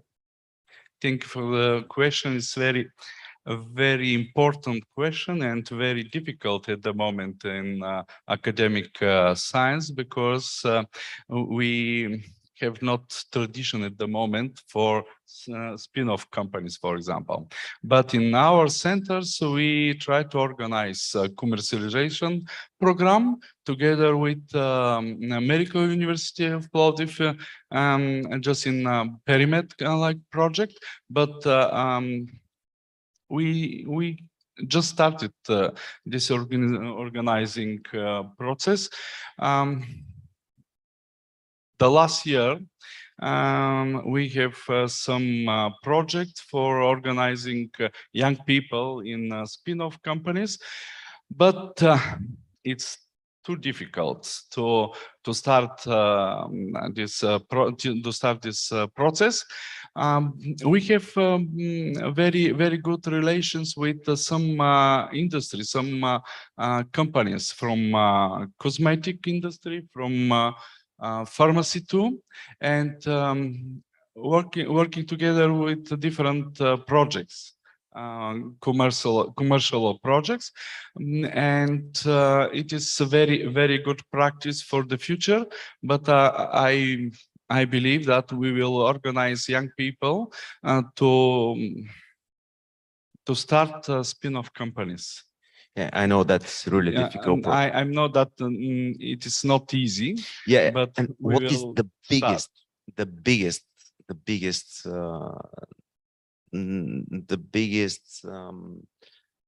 things, yeah, the biggest problems? The biggest problem. Just in outline. Not only one, not only one, but maybe two. Maybe we try to organize more meetings with companies to learn more about the problems of companies. And another very big problem is to change mind of young people. Thank you. Maybe in short. Great, thank you. Now I want to give a floor to Evgeny Ivanov, who is the head of Technology Transfer Center of Quasar. Actually, we also know very well the center. From the point of Eic Accelerator, we found great opportunities for common development of project connected with quantum technology, AI, but please share with us more about the center. Thank you. My name is Evgeny Ivanov. Здравейте на всички. Днес цял ден говорим на английски, така че от самото начало здравейте. I'll continue in English. Center of Competence Quasar is an investment of 6.3 million euro. It's a project funded by operational program Science and Education. This is a good thing. At the same time, this is not a good thing, because when you get funding through a program, you have objectives you have to meet under the program. You have to invest 75% in infrastructure and only 25% of the money into human capital. And this is the main issue. What we're doing right now is trying to get additional funding for the key activity that we're doing, which is quantum communications. So we're trying to establish a pilot quantum communications line with a length of around 100 kilometers, because we want to make money with this center of competence. And as you were asking, what's the problem with centers of competence? The problems is that businesses, spin-off companies, anyone wants to make money out of science. Still in Bulgaria, we don't know how to make money out of science. And this is the main objective of the Center of Competence, trying to teach businesses, trying to speak with researchers and scientists on how, within a period of 2 years, you can start from scratch, technology readiness level 1, 2, or 3. And in 2 years, you should go in the market and start selling the product. And this is a key issue for our Center of Competence. This is what we're constantly speaking about with the researchers. And it takes time for them to understand that if you want to be successful, if you want to get additional investment into science, you really need to show a strict deadline for delivering the product, so that through a license agreement, you can get it in the business world, and then you can buy it in the shop next door. And the technology readiness, you don't really know in the beginning from 3 to 7 or 8 how you achieve it. So this is the key challenge for our Center of Competence, because we invest in 3 main fields. Like I said, quantum communications. The second is not cybersecurity, but models for risk management. And the third one is upgrade of physical critical infrastructure. We have 4 universities, 3 institutes with the Academy of Sciences, and 1 NGO. The leader of the consortium is the Institute of Robotics, which is the national leader in protection of intellectual property rights, like patents. But what does it mean when you have a patent if you don't have it in the market? 0. So this is our task, to change this over time. Thank you. And I have one question, but still on a practical point of view, what is the model of creation of a spin-off where the Quasar is involved? Like I said, we have to abide by the indicators we have given at the stage of application. We shall create 4 spin-offs by the middle of 2023. Those companies should be selling products developed by the Center of Competence. What's the model? I don't know. I'll let you know next year. The shareholders. Okay, Dimitar? Yeah, and thank you, Mr. Ivanov. I'm just curious. You said that the ambiguity and the uncertainty in such an emerging technology is a huge problem, and I think this is just a typical trademark for all emerging technologies. How do you feel that those spin-off should tackle that kind of uncertainty and ambiguity for such a new field? There is no one solution. 1 out of 10 companies survives. So you try, you invest in this, you hope to be lucky. I mean, there is no one single solution. And in the previous panels, there was a discussion about Bulgarian companies trying to get money from Horizon 2020 or Horizon Europe. The success rate is 6 to 8%. There is some survive, others go bankrupt. This is a natural process. The ones who will survive can become unicorns at some point. So this is what we're trying, but we shall try to invest in a lot of different options, hoping that some of them will be successful. Thank you. Thank you. Okay, our next speaker is Professor Sutir Sutirov. So Professor Sutirov, can you please share more about the Center of Competence that you're involved, about your activities? Directly, you can start. Thank you. First of all, I want to thank the organizers because we are here, the most of us, we are scientists, and we really involve in our science, our formulas, our molecules, and we don't understand how to think entrepreneurs about the market, about the different things. That's why for me it's very important to meet some different people and discuss what do you need, how to do it. Is this possible, our knowledge, our formulas and so on, to help this? Very often we as a scientist, we do something because it's very interesting for us, it's curious or something different, but there is no practical form or something like this. That's why for me I hope to every year is very important to have some discussions, some meetings like this. In our university, we have a few different big projects. We have one of the Center of Excellence that is for the information and communication technologies. It's together with Sofia University, Plovdiv University, Shumen and Rusi universities. And we have a lot of things that we do. We have, in our university, we have 4 labs that we're working on. I can talk many times what we do, but the most important is that 2 of our labs are directed to the people, to the business. And one of this is prototype lab that we still is not ready, but I hope in the next few months it will be ready. And he's directly will work with the business.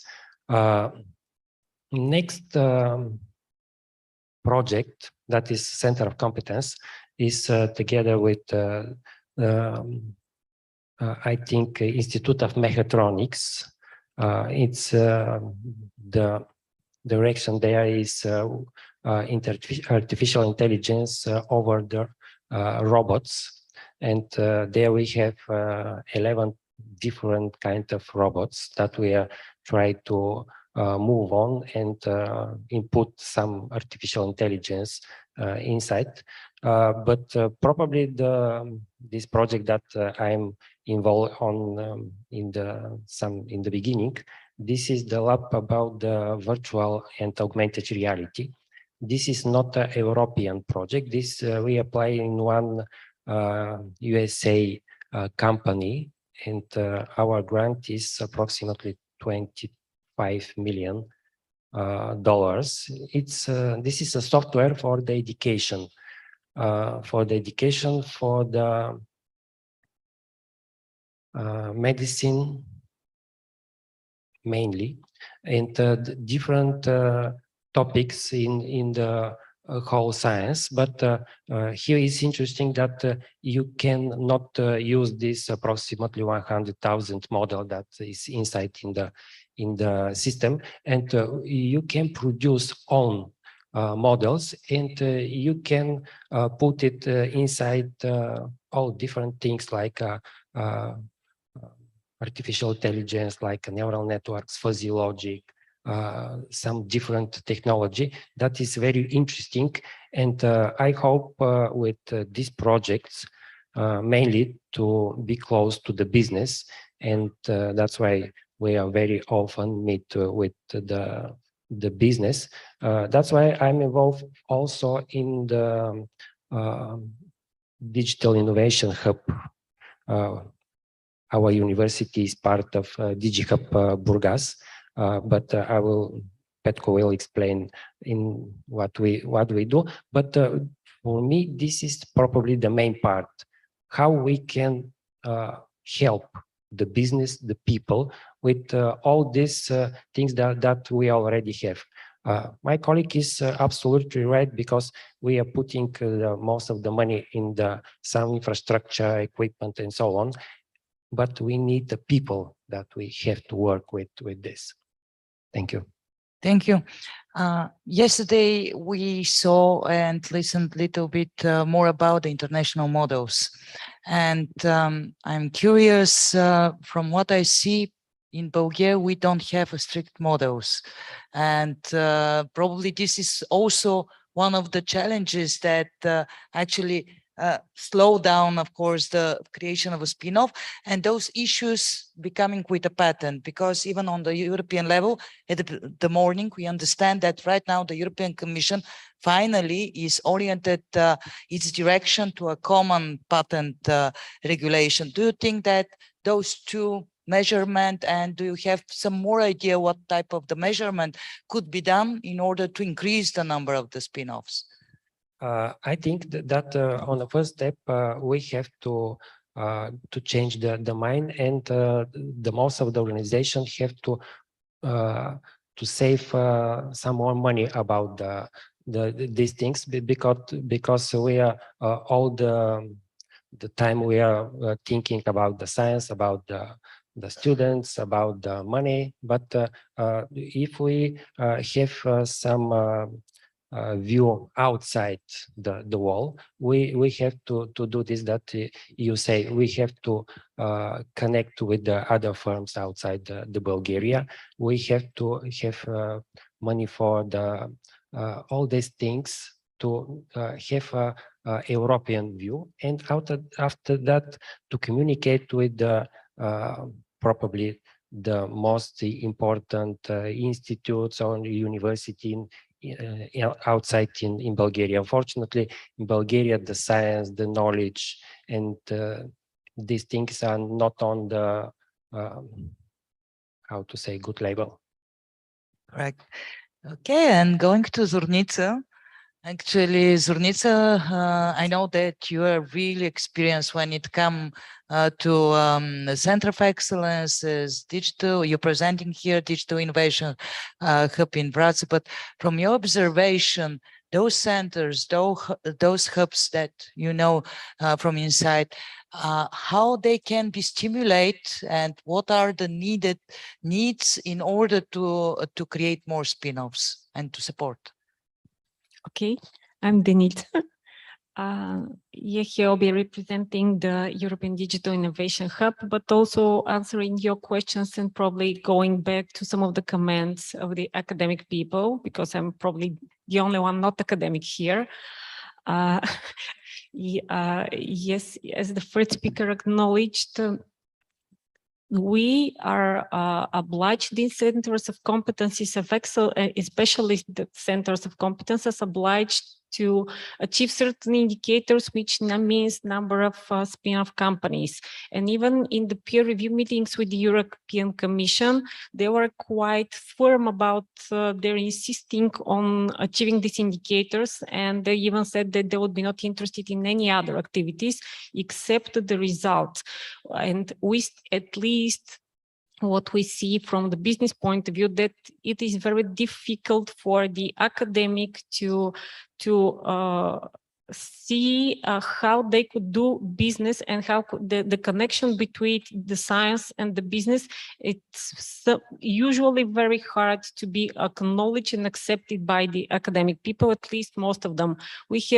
Unfortunately, we had various meetings with people from university and Academy of Science, and some of them are very firm that they're still making only science and it is not business, which is still a problem, and it's a way of thinking. I'm sure more, and I've seen many people that are thinking about this direction, but it needs time. It's not only regulation, it needs time. And as the previous speakers in the panel said, this kind of thinking should be set even at school, because yeah, I'm a mother of 3, and I could see that our educational system does not trigger or initiate such qualities, and our children are not taught to be brave, to be entrepreneurial, and probably we are taught to be more strict in thinking, and this is one of the major issues. And then it goes through the system.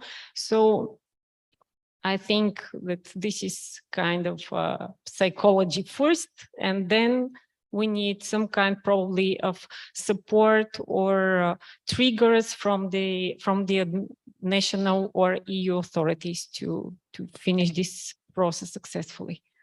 The different strategies included the strategy for intelligent development of Bulgaria.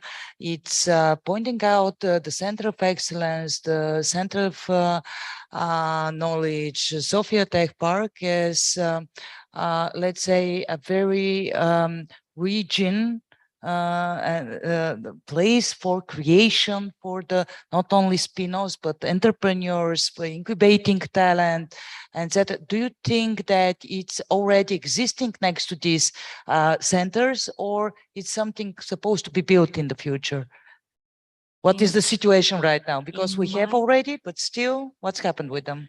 In my opinion, and in my experience, which is restricted to several centers of competence, actually, I could talk about at least for sure one of them, which is the Center of Competence Leonardo da Vinci, which is a competence center between the Medical University of Pleven, the Medical University of Varna, and the Institute of Robotics of the Bulgarian Science Academy. I think we're still having difficulties in achieving this, and even soon we'll have a meeting about this, especially these indicators. And I think it has still to be achieved. Probably some of the centers are closer, especially ones focused on IT or AI. They are much closer to the business than the ones in the field of medicine. But I think, and at least the EU review says that we are a little bit behind. Unfortunately, we hope we'll catch up. Thank you. Of course, the time is really running again, and it is only us between the lunch, but very fast question, a little bit provocative, of course, but I promise from the beginning of the event that till 2030 to create at least 100 spin-off. So my question to each of you, how much spin-offs to expect till 2030 from the organization you represent? A little bit provocative. So starting with again. Between 4 and 20. Okay, I will write it down. Great. What about you, Ilya? I expected 3. Okay. Center. Okay, great. Sutir? I hope 5. Okay, I think that we make the half of the number. Okay, Denitsa? Okay, let me just few words about the European Digital Innovation Hub of the Automotive Cluster, because Mr. Sotirov presented few projects, so I would take my right to do the same. Probably it should have been presented in the previous panel with the other Eics, but still this is one of the hubs which has received Seal of Excellence by the European Commission, and it will be part of the European network. It's located in the northwest of Bulgaria. As you know, this is one of the least developed regions. So the main mission and the main goal of this hub is to develop the industry and with a focus on small and medium enterprises and the public authorities in the manufacturing sector and focusing on the automotive industry. The key participants is, of course, automotive cluster with few NGOs and few large companies, all of them located in the region. And probably one of the main assets and very interesting assets will be the unique cyber physical laboratory, which will be located in Wrocław, and it is one of a kind on the Balkan Peninsula. So this type of environment would allow lots of test before invest and training and other matchmaking initiatives. So based on the activities planned, probably 3 to 5 spin-offs will be set at the end of the project. Great, hopefully. Okay, with this, I want to thank you. For this fantastic discussion. It's only the beginning, as we see, but I'm sure that we'll have much more opportunities to see each other, to work with each other, and to following the goals that we promise. Okay, with this, the panel for the community builders, infrastructure and resources is finished. Right now, according to the program, we'll have a very brief lunch and network. So we'll back in 2:30, starting with Ivailo Ivanov and Founder Institute presentation. Okay, so see you a little bit later.